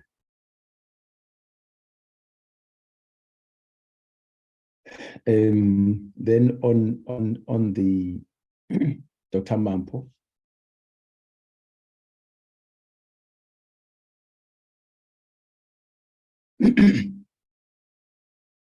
I think that's when you were talking about the disposal of the assets of the post offices. You spoke about us getting value for the assets that will be disposing. When I say us, as South Africans, but the post office. So that talks to the proper evaluation of the assets that are going to be disposed. So I know that when it comes to SAA, there have been some confidentialities that are there,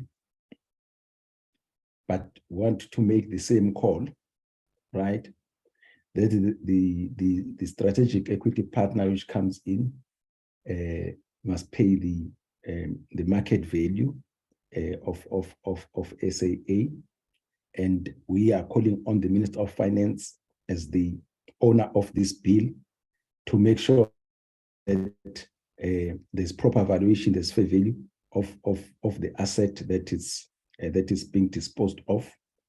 And again, the Minister of Finance, you know, when you get a strategic equity partner, amongst other things, is to put money into the company, and many other things, for instance, management and so on and so forth. Exactly what are we getting from this strategic equity partner? The Minister of Finance must be as the owner of this bill, the money bills presented to us. He must be appraised of that, and at the right time, once those things, that information must be shared with Parliament. That this is evaluation that was made for the Takatso deal. That's the money that was paid, and this is the percentage, and this is the evaluation that was made, and this is the percentage that this is the percentage that is being disposed of. That will have to be reported to Parliament. I think that to make sure that there's transparency as we recapitalize SAA.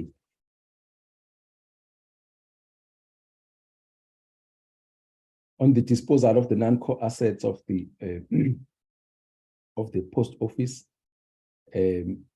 I think while I agree with you that we should be able to make sure that there's a proper valuation of the assets that will be disposed, but as you know, that you'll get most of these assets in the rural areas and so on and so forth. Would like you to ensure that the communities who have always been the beneficiaries of those assets in those areas are also benefiting. It would be very unfortunate if people from other areas they come to Tofimvaba and start owning the post office there, or perhaps the asset which will be disposed there, and at the expense of the.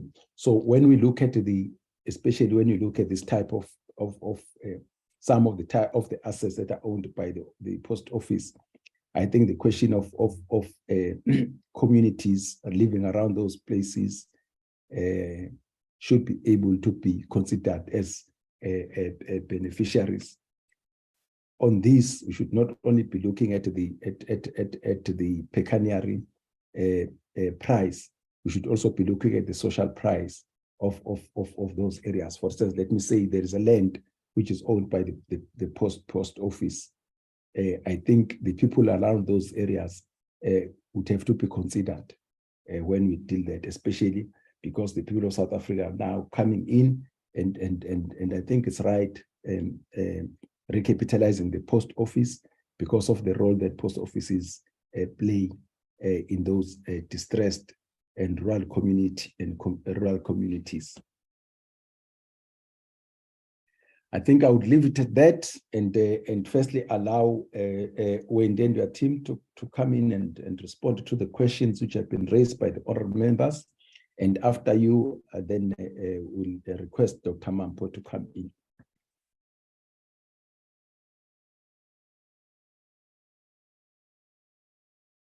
Wendy? Thank you so much. Fortunately, I'm joined by quite a big team from the Intergovernmental Relations Unit in National Treasury, and I would like to make special mention of Jan Hutting that's joined us, as well as Ugali, that is part of the provincial budget analysis team that can deal with some of the provincial questions as well. Although there were few, the majority of them actually focused on municipalities. And I'm going to assign questions to people concerned, and then see how we can deal with that. The one about the issue about, is National Treasury looking at the impact of load shedding on municipalities, particularly their finances, and are we doing any work in this regard? I'll ask Jan Hutting to respond, and I'll add if necessary.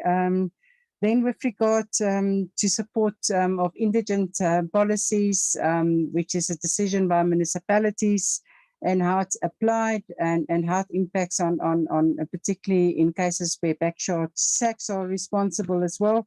I'll ask Letsepa to deal with that question. The one about the ESCOM debt, Jan, if you can deal with that one. Then with regard also to the 6 areas identified to support municipalities, Jan, that is also yours. Then with regard to spend on infrastructure grants, Jan, if you can deal with the local government aspect, and Ugali, if you can deal with the provincial aspect, and then the disjuncture of the infrastructure in terms of provinces and municipalities, Jan and Ugali, and I can add to that as well. The issue about the interventions being broader than and support provided to provinces to do those interventions broader than just finances. Jan, that is yours. And with regard to the rooftop solar, if I can ask either Letsepa to deal with that one, or Zetu. Then with regard to the recommendations of the FFC, I'll deal with that one. I'll also deal with the one about the classification of the various grants in the system. Yep, and then the emergency one I'll also deal with, and the message we want to communicate. And then the pricing of electricity, Jan, can you take the first step, and we can add, given that the majority of questions are added or given to Jan. Jan, can you go first? If I can then ask my team to follow. Ugali, can you then deal with the provincial ones, and I'll conclude. Yep, so Jan, over to you. Good morning, Honorable Chair and members of the committee. Hopefully I'm audible. Can you hear me, Chair? Yes, you are. So listening to the questions and the conversation, Honorable Chair, my gut feeling is indicating that we need to make time to brief the committee properly on the local government as a package. But obviously, I'll try to respond to the specific questions because some of the questions is wider than the Division of Revenue Act. Just for the committee's benefit, Wendy and her team is responsible to formulate the Division of Revenue Bill. Once the committee and Parliament adopt and approve the Division of Revenue Bill, myself and Ugali take over the overall implementation responsibility, in my case, in the local government side, Honourable Chair.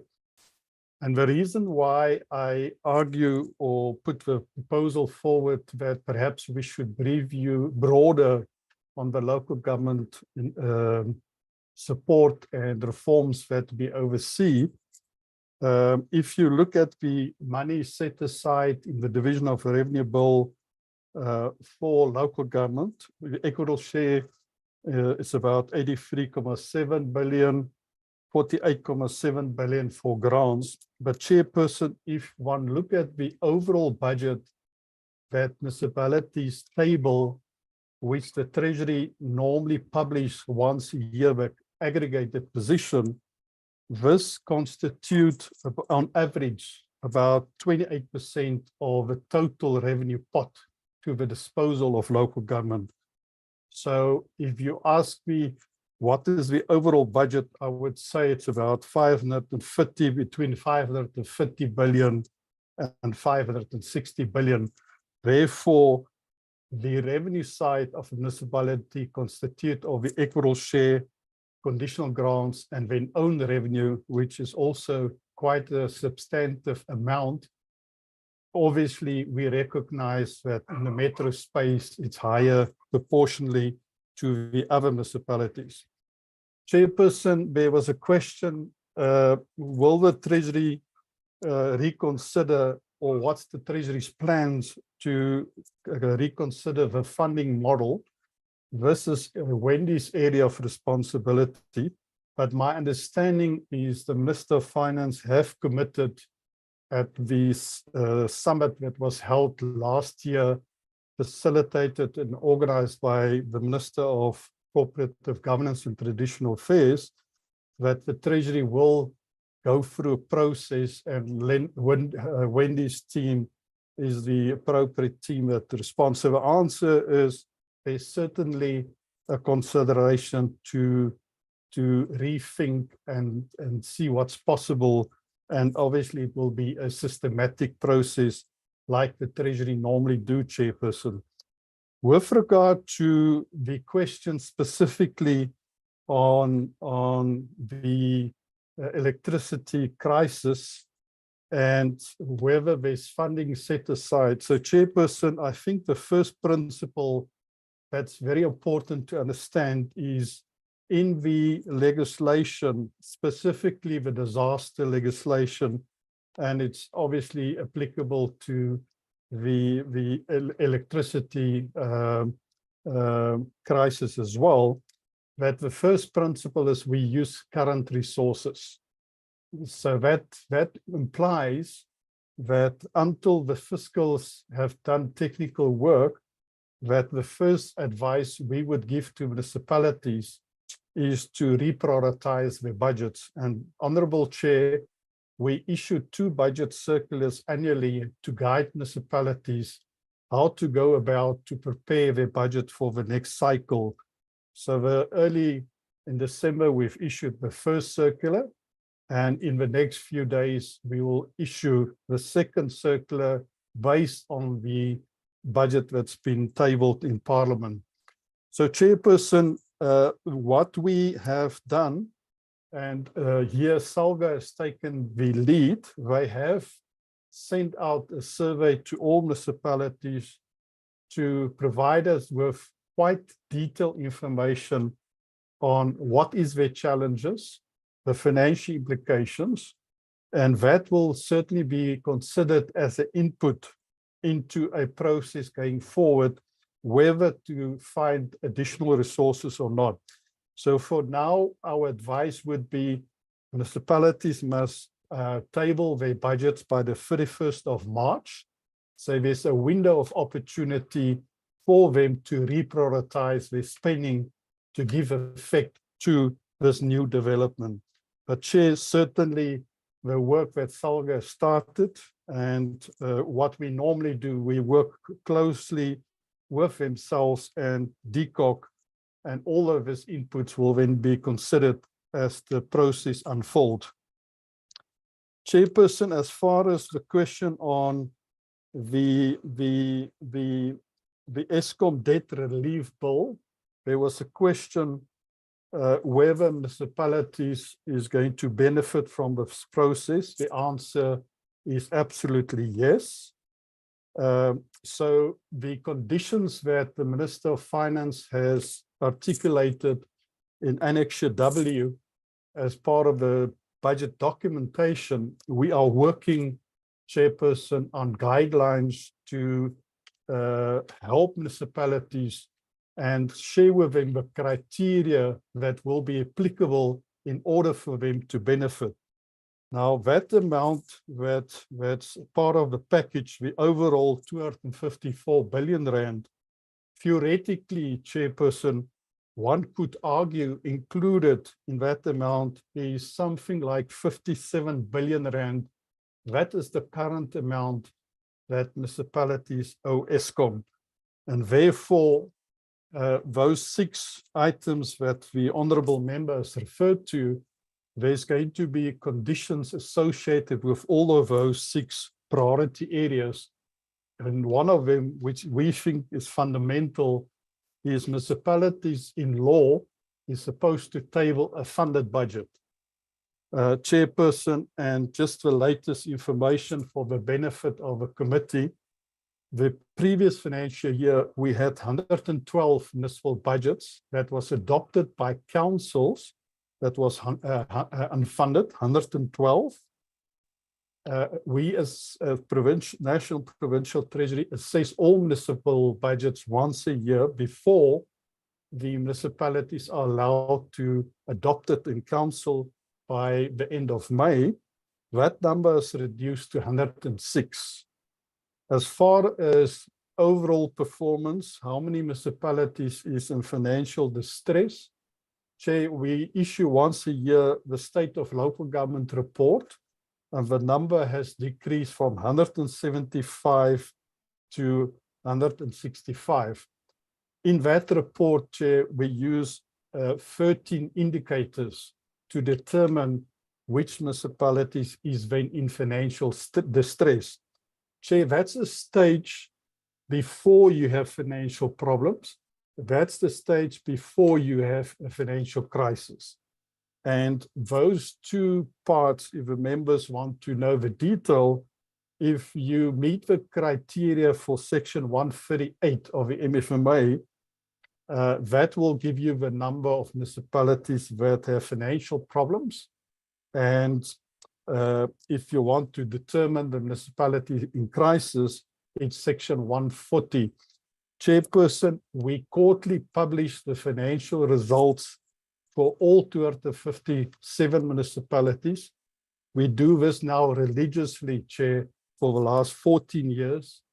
So it's the financial performance, it's the conditional grant performance, but we have added this information to give all the oversight bodies, including Parliament, the information of which municipalities meet these criteria and conditions.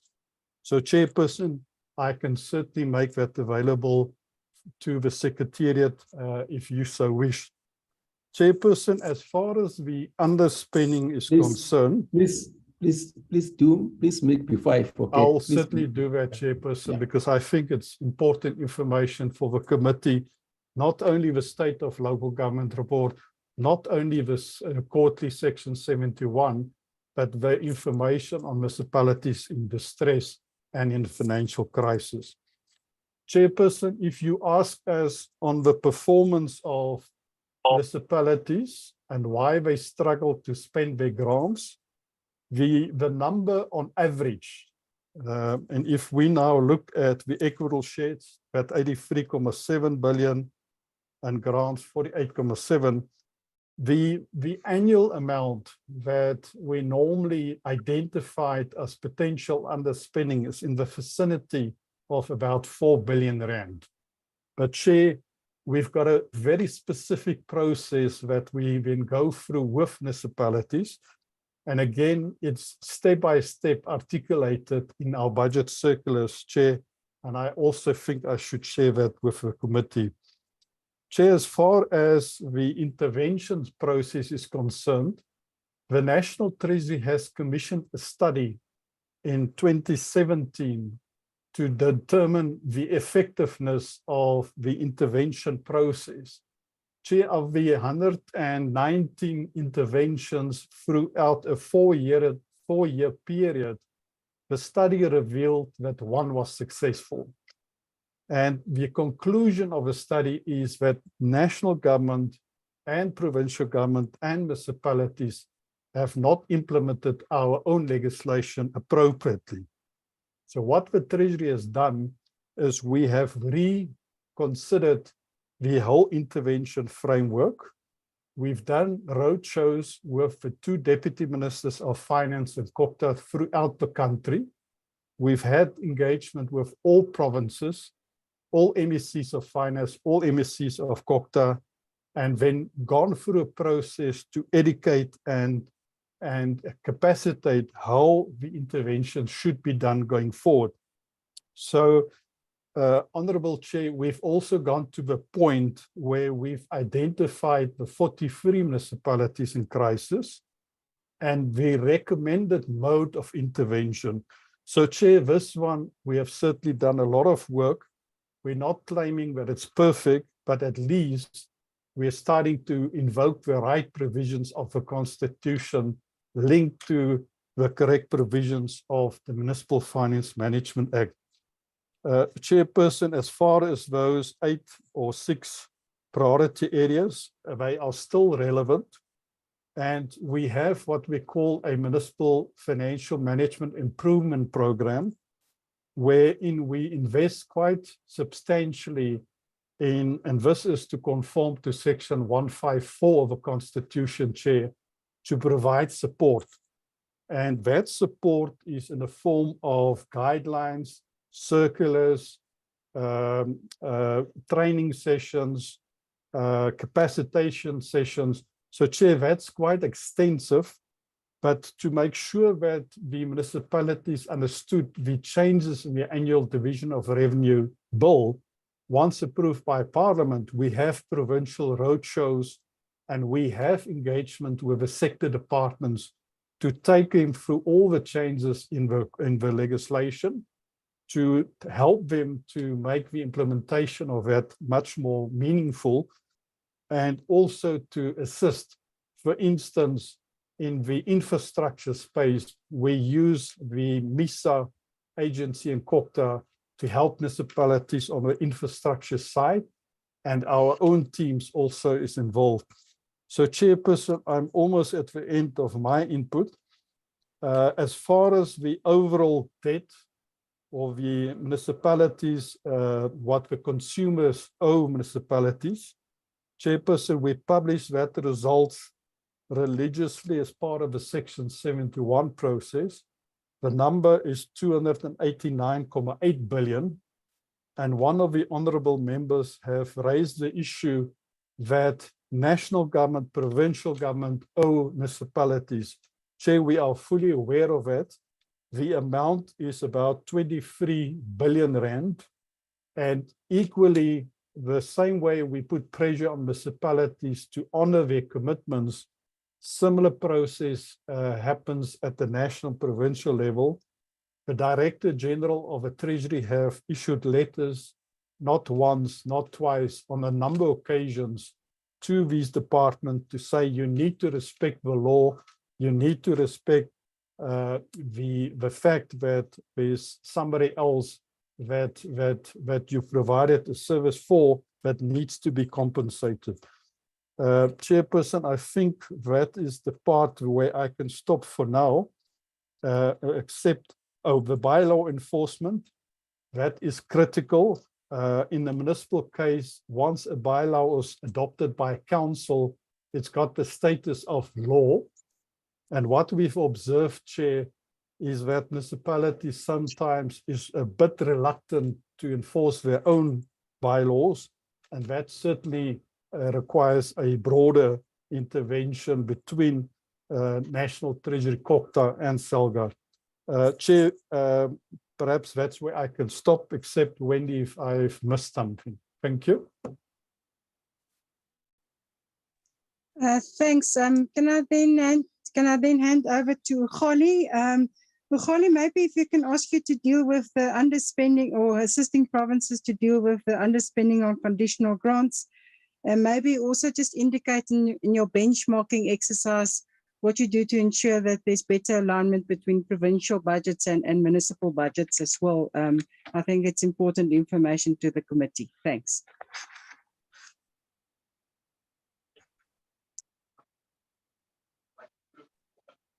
Thank you, Honorable Chair, honorable members. Good morning, and Honorable Chair, and thank you, Wendy. So, in terms of the spending on conditional grants, as much as we look at the total spending at end of each financial year, but performance will differ from one province to the other. So, for example, in the previous financial year, I look at different grants. So the education infrastructure grant spent 93% of its budget for the 21-22 financial year. But if you look deeper in terms of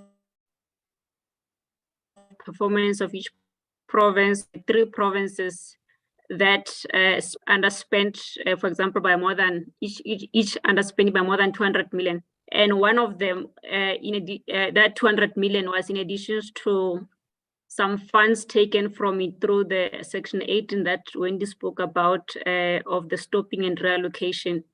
So, some part of how the sectors tried to minimize underspending at the end of the financial year.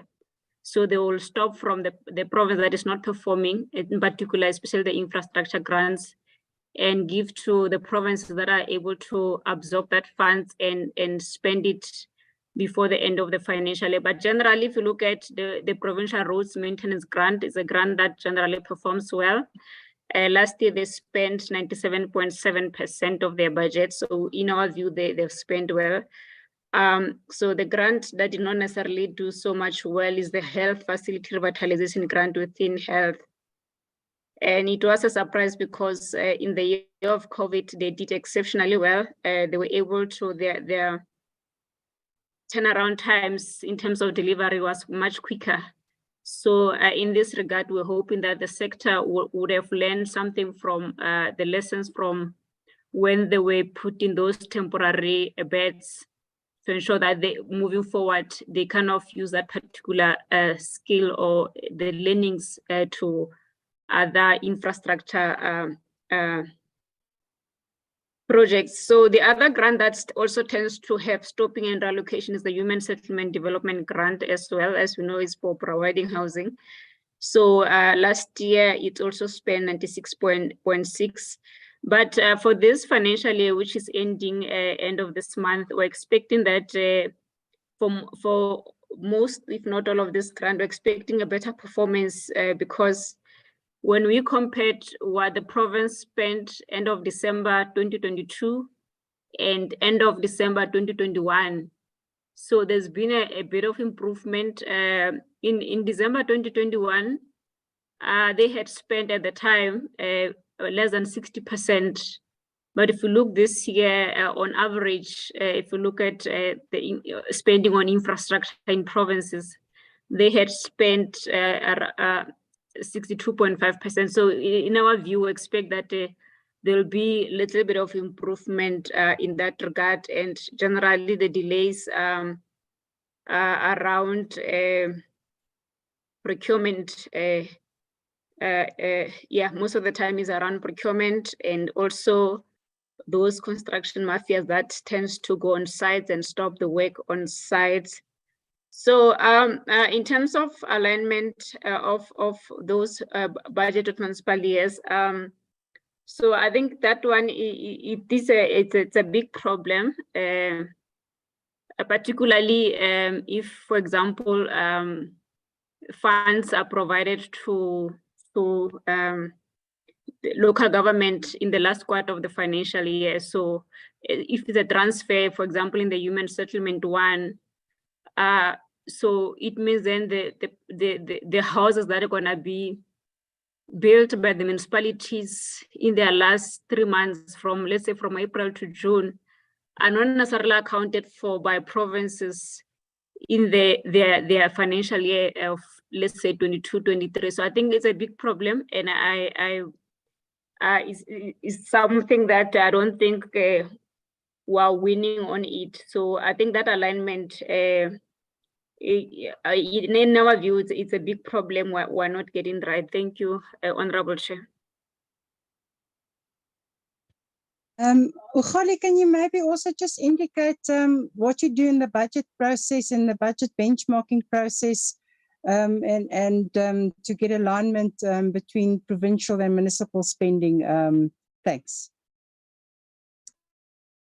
So Wendy, we don't necessarily focus on that that much. So that's why I did not focus on it, because essentially when we analyze the budgets of provinces during the benchmarks, generally we look at whether that budget, for example, as members would have heard, that there's funding provided to education, there's funding provided to health, and funding provided for compensation of employees for the carry-through cost of the wage agreement. We look whether provinces have allocated those funds where they're meant to go. So we want to see in education that money has gone to where it's supposed to go. We look at health. So the issue around alignment is really around, generally it will be around if there are transfers to municipalities, over that one, to ensure that they gazette the transfers, particularly as per the DORA timelines. But generally we focus more on the priorities of provincial government and national priorities, whether they find expression in provincial government budgets. Thank you.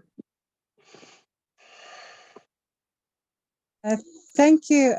Appreciate. Maybe just to add to it, because it deals with the question that's been asked, why do you get infrastructure spending taking place in provinces, but the supporting infrastructure is not in place in municipalities? And the example of the eradication of the bucket system, and also the human settlement issue was raised. And although it links up to a budget issue, it links up much more with regard to integrated development planning. Because what needs to be done is when a province decides to do, say, for example, a new housing development, it should consult with the municipality before it actually puts in place that housing rollout. Because what happens in certain cases, provinces go to areas where the land is quite cheap, but there's no municipal services, and they don't put the housing where municipal infrastructure is in place, but the land is a bit more expensive. So there is definitely a need for improved planning and alignment in infrastructure rollout between provinces and municipalities. So maybe just to add to that response, but I'll ask Bongani to come in on the provincial pledging question, and then I'll ask Letsepa to come in on the local government questions, and I'll conclude on that one. Bongani, back to you.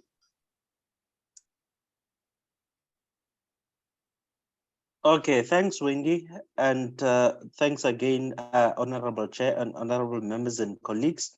So in terms of what is meant by using of provincial conditional grants for pledging, it essentially means a provincial, a province can go out to the market to borrow so that they can provide an infrastructure for service delivery, and they can use their future conditional grants allocation to repay that loan. Just so that we make it clear, it is only the MEC of Finance within the province that can do that. No one else can do that on behalf of the province. And this sort of condition has existed in a system for a while for municipalities. But essentially that was because municipalities, sort of the infrastructure that they have lend itself to generating revenue. As an example, if a municipality goes out to borrow so that they can put infrastructure for water or electricity, at the end of the day, they are going to be able to charge sort of for services that are provided and repay that loan using the revenue that they generate. Unfortunately for provinces, that's generally not the case, because if you build a school or a hospital, even the sort of money that those infrastructure generate is not sufficient to repay whatever loan that is sort of been undertaken to provide those. So we are aware of such sort of shortcomings. However, on the other hand, some provinces are putting forward an argument that if I can get X amount of money upfront through borrowing, then I'll be able to eradicate some of the backlogs in services, which we recognize. So in terms of this pledging of provincial conditional grants, one of sort of the conditions that are put forward for a province to use that is such that they should do it in compliance with the Borrowing Powers of Provincial Government Act, which now requires that all the kind of pledging that needs to be done by provinces has to go through the Loans Coordinating Committee, which is a committee chaired by Minister of Finance, and all the MECs of finance in the provinces are the members. So if the Loans Coordinating Committee agrees to that pledging happening, then that can be done, because as indicated, there are challenges that we have recognized and are aware of, but some provinces have put forward that them not having a certain like lump sum of money upfront to eradicate some services sort of is not, it's hindering on service delivery. And Honorable Chairperson and honorable members, I want to also implore that please do not, because a lot of people sometimes confuse this concept of pledging, which is actually borrowing by provinces, with front loading. Front loading is a totally different concept, which we are not doing, which would mean that national government is borrowing on behalf of provinces to do this. And I just wanted to make that very clear. We are just talking provinces borrowing and not national borrowing on behalf of anyone or any province. Thank you very much, Honorable Chairperson and honorable members.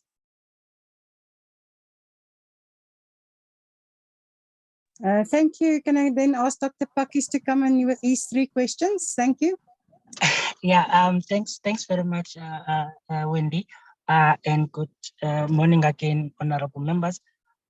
So just to confirm, in terms of the 70.9 billion, in terms of the free basic services allocation, yes, it already includes a portion of the 8.1 billion that was added. So I'm saying a portion because some of the money from this 8.1 billion was then provided for the 2 components that are funding the poor and rural municipalities for redistributive purposes. But the chunk of it really goes to basic services and is already part of the 70.9 billion. So that's one. The second one relates to the solar. So around this issue, honorable members, I think to contribute towards, yes. Please, sorry to interrupt you, because just to make sure that we're in the same page. You have got a slide which talks about 70.9 billion rand, right? Yes, Chair. On the side, you have got a 6.7 billion rand, which you say is institutional. Institutional, yes. Yeah, and then 10 billion rand community services. So my question was that, is 6.7 and 10 billion rand part of 70.9 billion rand now? Oh, no, Honorable Chair. So that's specifically on the side aimed at the poor municipalities. Okay. Yes. No, I thought it was focusing on the new money, the additions and the free basic services allocation. Okay, no, thanks for that clarity, Honorable Chair.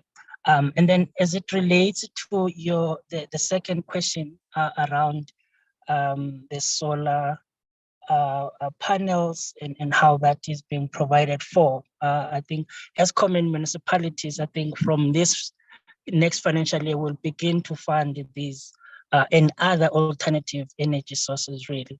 So these rooftop solars and these other energy saving devices will be funded from the INEP grant. So this is the Integrated National Electricity Program grant. So there's one grant for ESCOM and then there's one grant for municipalities. So in total, over the MTF, these grants have an allocation of 18.8 billion, of which part of it will then be used based on demand and the applications process through the Department of Mineral Resources.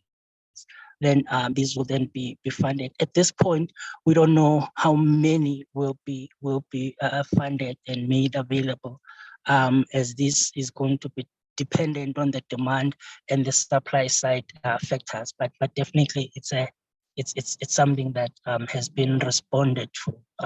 We can report back to you once all the applications in terms of the business plans from these spending agencies have come through on that. Then there's another one, I think, question that relates to the indigent policies as it relates to the backyard shack dwellers.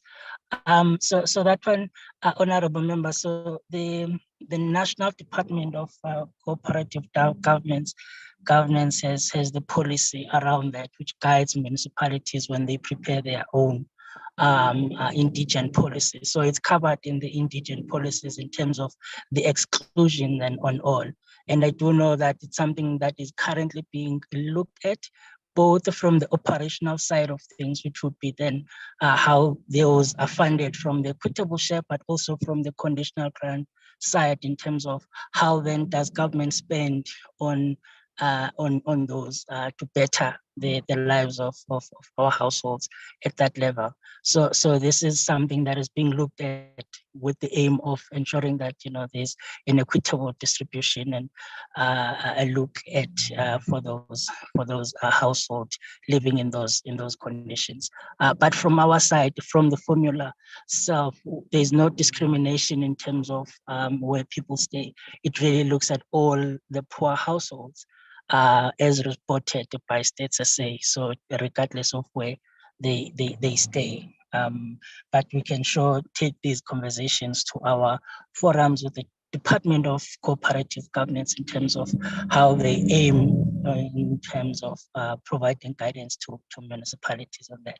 Yeah, just on the funding model, I think Jan has adequately covered us there. So there are quite a number of questions and also forums that are looking at the funding model for local government. And I think load shedding is at the scale at which it's at now, it's really it's something that has been an issue over the last few years. So the impact varies from one municipality to the other. So a comprehensive response to that can then not be assumed. I think we cannot apply a blanket approach there.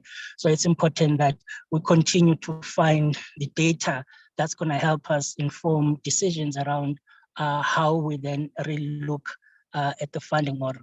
But it's quite important at this point to also add to the honorable members that in the first year of the MTF, we've indicated that there is an allocation that is there's an amount that is unallocated. It's 1.35 billion. So that money is actually looking at the finalization of the ESCOM issue in terms of the bulk tariff increases, but also it's also going to help us look at some of those issues whereby the amendment at bill time would have answered to, including the issue of load shedding. So it's not an issue that hasn't been considered, but we just don't have sufficient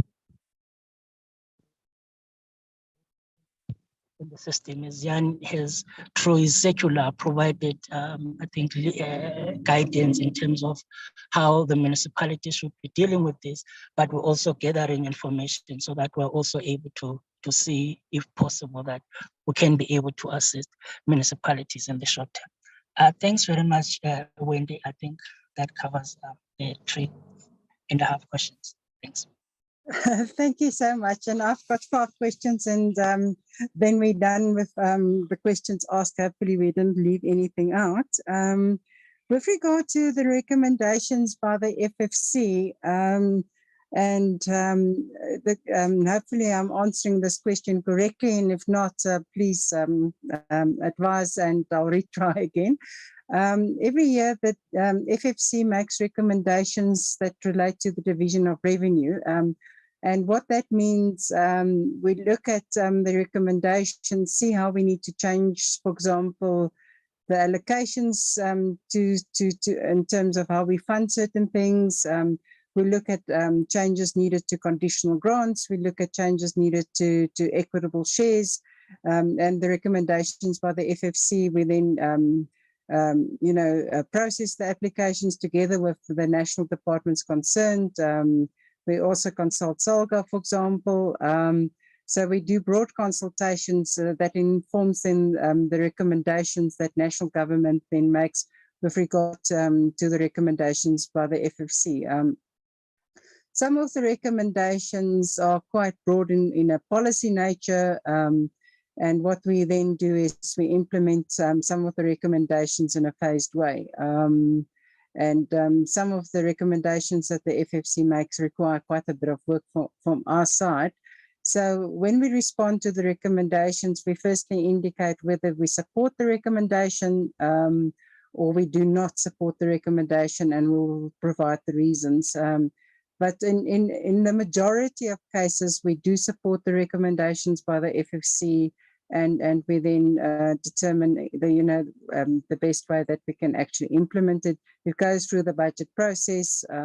We consulted with the national departments concerned. Then often the question is posed, why don't we respond to the recommendations that do not relate to the division of revenue?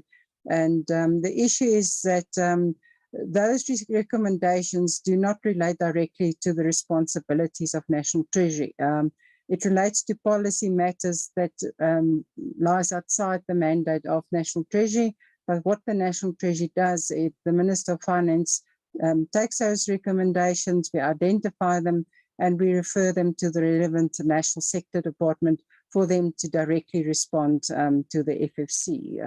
So if you take those two approaches into account, the FFC's all the recommendations should be responded to, but National Treasury mandates are only limited to those that directly relate to the division of revenue.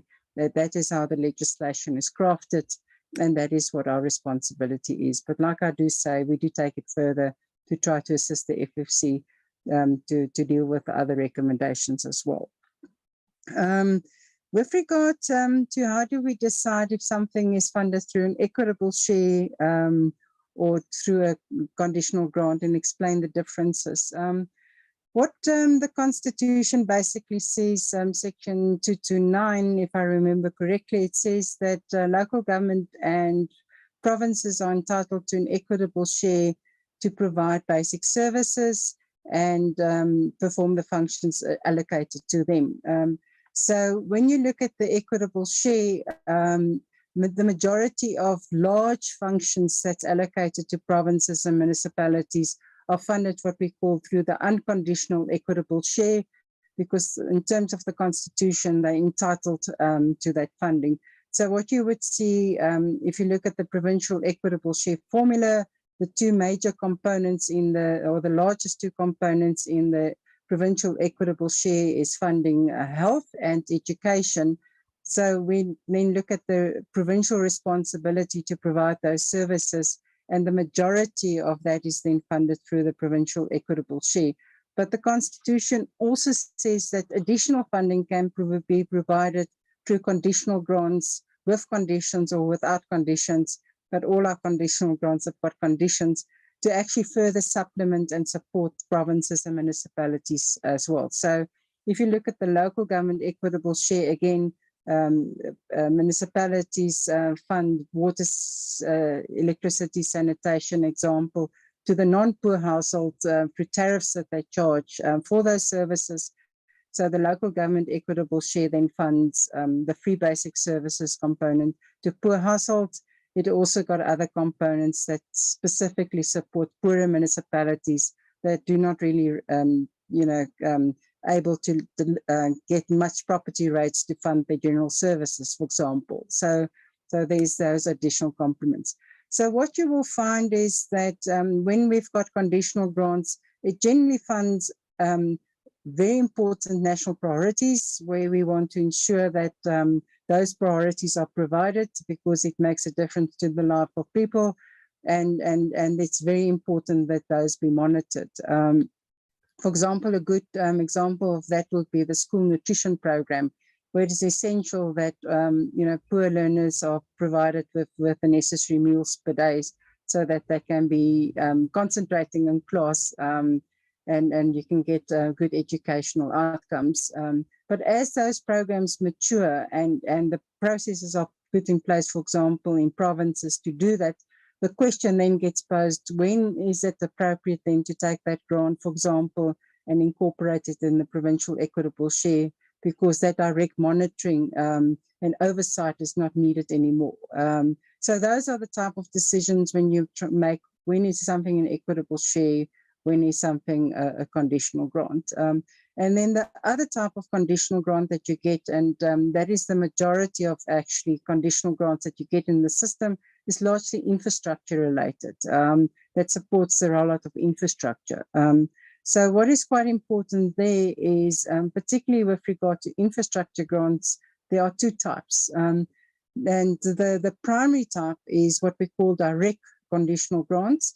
And that is where you allocate the money to the sphere responsible for that responsibility. For example, if you look at education rollout of the schools that must be rolled out, that is a direct conditional grant where the money is allocated to the national department. The province need to do certain things like submit business plans to the national department. After they've complied with the conditions, the money gets transferred to the province concerned. The province then spends the money and reports back to the national department. But there's also cases where provinces, for example, lack the capacity to do the infrastructure rollout themselves. In certain cases, the backlog is just very, very big.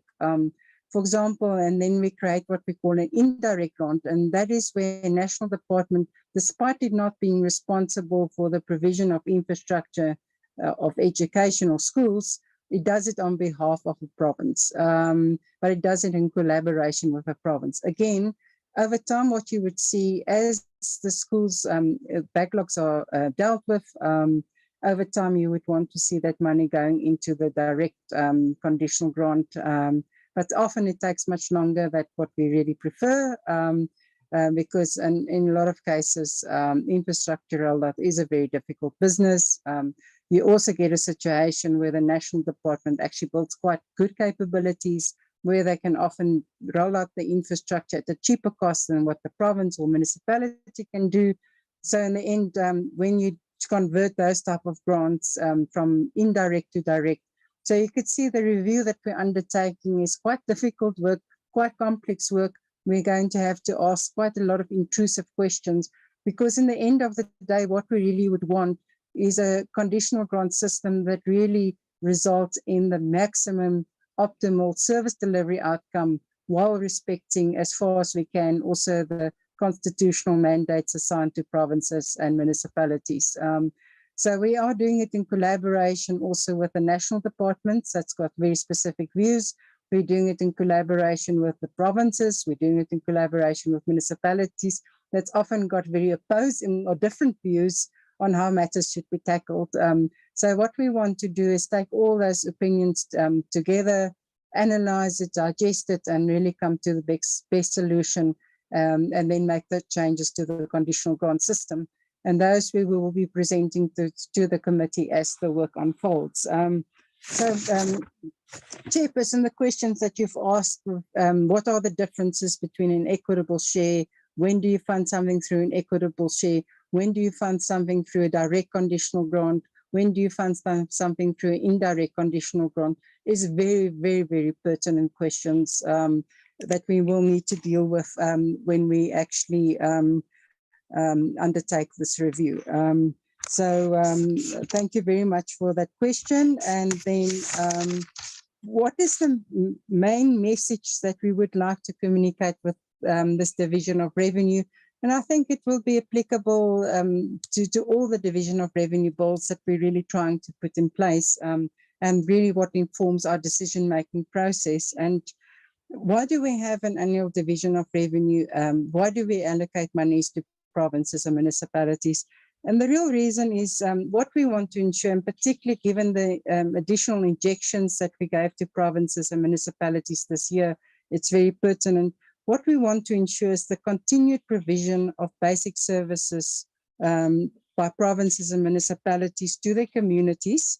And by doing that, the increased allocations then enable the provinces and municipalities to do two things: to deal with the additional cost attributed to providing those services, such as explained by Dr. Pakkies, where the electricity prices have gone up quite substantially, but also to extend access of the services. For example, you do want to ensure that more households that are poor get access to free basic services, for example. So those are the types of reforms that we do. And if you get good and efficient service delivery of public services, such as schooling, such as healthcare, such as water, sanitation, electricity, what you do in the end of the day, you uplift the lives of the poor and the communities. But what you also do is, doing that, you support economic growth in the country. For example, if you've got a good public schooling system, you get well-educated scholars that can go to university or do trades. And then in the end of the day, in that way, you boost economic growth and development as well. So we're trying to do quite a bit by just allocating the money. And what is important, we allocate the money, but the actual service delivery actually best with the national sector departments, the provinces and the municipalities concerned. Then with regard to the last question, how do we deal with the fact that there's this additional margins that municipalities place on the provision of electricity and water, and what can we do in this regard? The reality is there's actually very little margins actually placed, and maybe Jan, you can also come in here, because one of the key things that we struggle with, municipalities are not, and it's even the bigger municipalities, they struggle to determine cost reflective tariffs. What they often do is they take last year's tariff, they just take CPI or whatever the case may be and increase their tariffs. So there's often a lot of municipalities actually undercharge, and of course some overcharge. But what we've seen is that with regard to water, there's not really any additional margins added to the water tariffs. It's been a practice in the electricity sector, and that's actually a practice that comes from yet, I don't know, long ago. And that was not a bad practice when electricity tariffs were very, very cheap. And some of the margins that municipalities at that time placed on electricity tariffs were exorbitant. some of the work that EDR Holdings did, for example, indicated that some municipalities surcharges as high as 50%, which was like really, that is just exorbitant. So at that stage, it was very, very critical that it be regulated. But what has happened since is electricity prices, because of the bulk going up such a lot, electricity tariffs have gone up. But it's not really the surcharges anymore. Municipalities have now started to actually limit their electricity surcharges or even stop levying surcharges. But what currently National Treasury is doing work, and we're determining to what extent there are surcharges still on electricity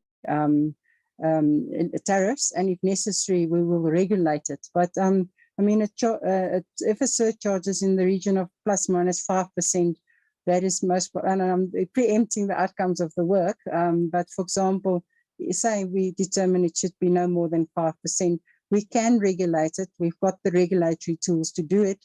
There's what we call the Municipal Fiscal Powers and Functions Act.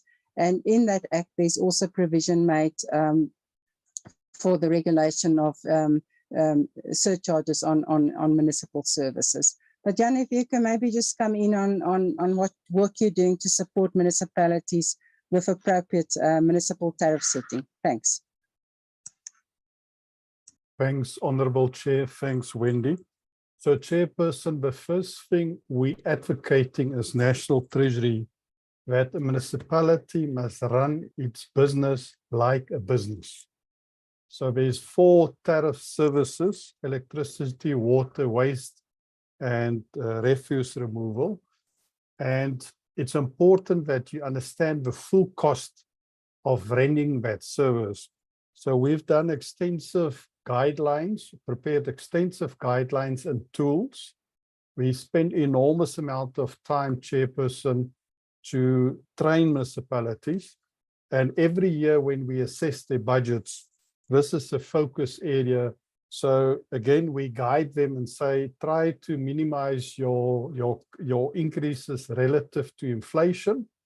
If it's above that, and there's a logic and a reason for that, disclose it in your budget documents.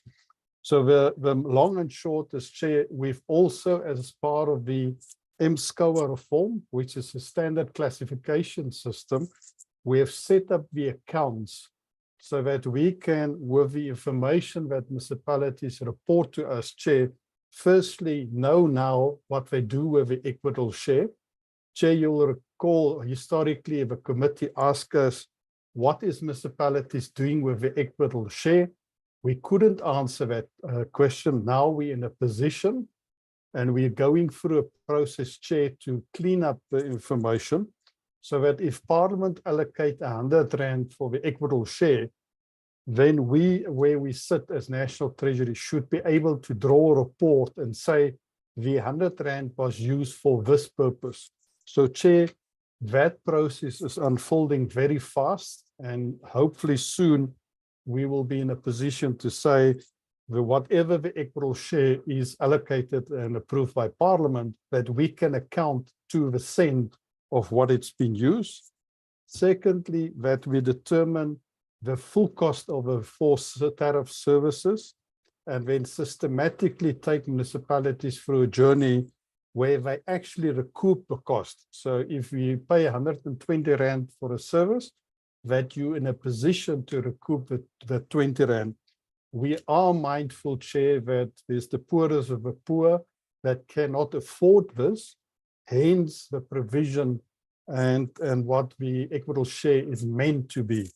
Unfortunately, Chair, some municipalities do use the equitable share to pay their creditors, and that in itself is a bad practice. So, Chairperson, we are working with municipalities. We're spending an enormous amount of time to show them how this should be done, and ultimately they will be in a position then to table meaningful budgets that will give effect to service delivery requirements as per the Constitution. Thanks, Wendy. Thank you, and sorry, Chair, for coming back. I just looked at the chat, and sorry, I did not get the question correctly. Thanks for clarifying that in the chat, which I really appreciate. With regard to the vertical division to local government in terms of the overall share that goes to local government, what is currently taking place, there is a task team. It is endorsed by the Budget Forum. The Budget Forum consists of the Minister of Finance with the MECs for Finance, and it's also part of that committee is co-opted is the Minister of Cooperative Governance and Traditional Affairs and the MECs. And one of the work streams that we agreed to is to look at that issue as part of the review. Parliament also had a summit and it also agreed that that issue be looked at. So there is work streams going on where National Treasury is working with the FFC and SALGA and DECOC to look at that matter. And ultimately, the matter will feed into the budget process. But just to make one thing quite clear, although there's formulas in place to deal with the horizontal division of the local government equitable share, and also so much the provincial equitable share, there is no formula in place for the vertical division between the spheres, i.e. national, provinces and local government. That is informed by the political priorities and budget availability. Because if you look, for example, at all the needs coming through the budget system, it needs to be prioritized to be affordable as well. So the work is ongoing and it is definitely receiving attention. Thanks. That is our story. Thanks. Wendy and your team, thank you very much on your response to the Division of Revenue Bill questions as posed by the honorable members. Dr. Mampo, please come in. Thank you so much, Chairperson. There's a bit of a light, so let me just switch off the video.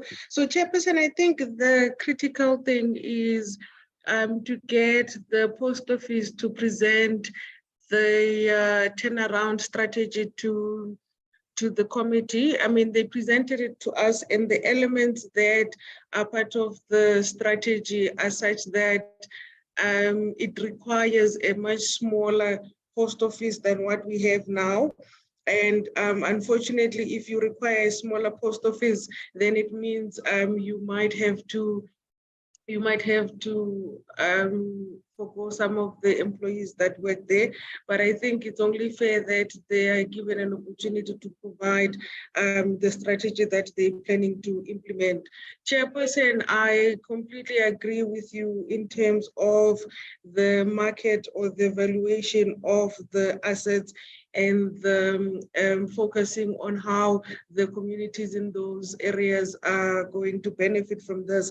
But what we also said to the post office was that this must be non-core assets. So it shouldn't be a situation where the sale of these assets then impacts negatively on the communities that still require the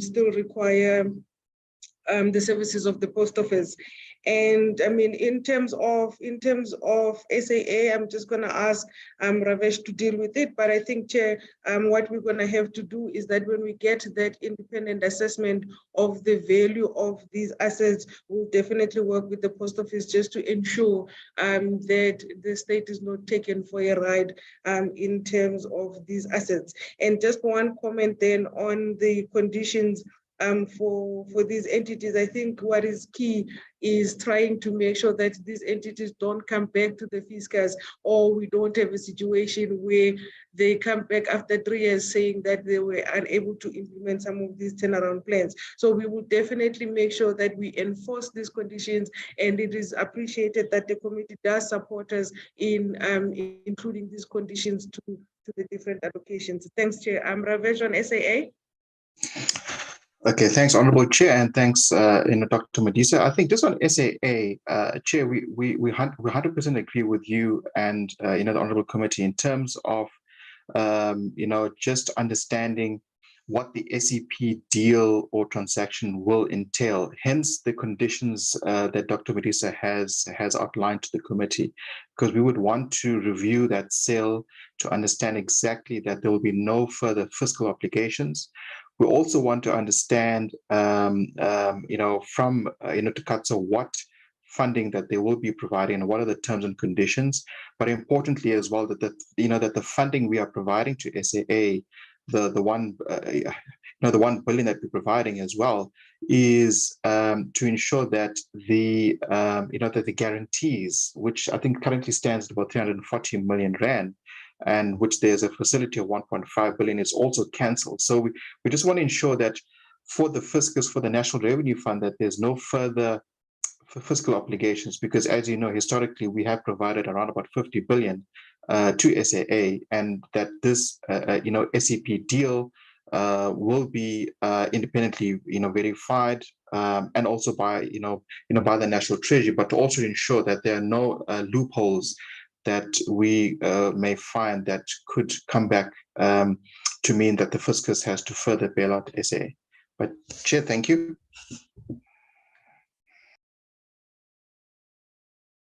Okay. We thank you, Team National Treasury, who will obviously, when we deal our report, will also deal with the conditions that we as Parliament would expect from all these interventions that we are making as recapitalization of the SOEs. Okay, I think that takes care of National Treasury. Thank you very much, Team National Treasury. And on the when are we seeing you again, Mampo?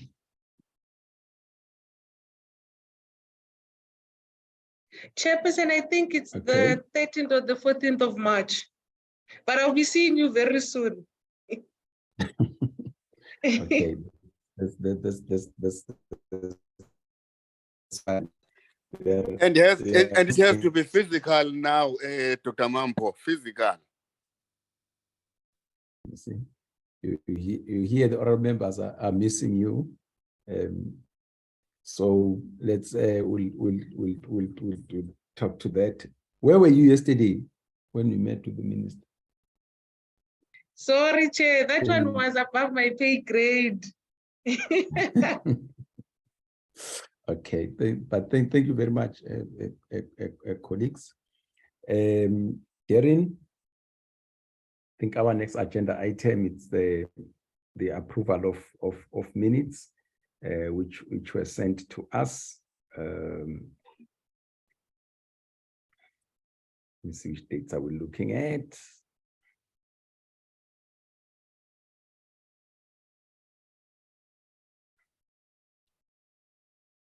Darren? Chairperson, yes, we are looking at the minutes of the 15th, 17th, and 23rd of February. Okay.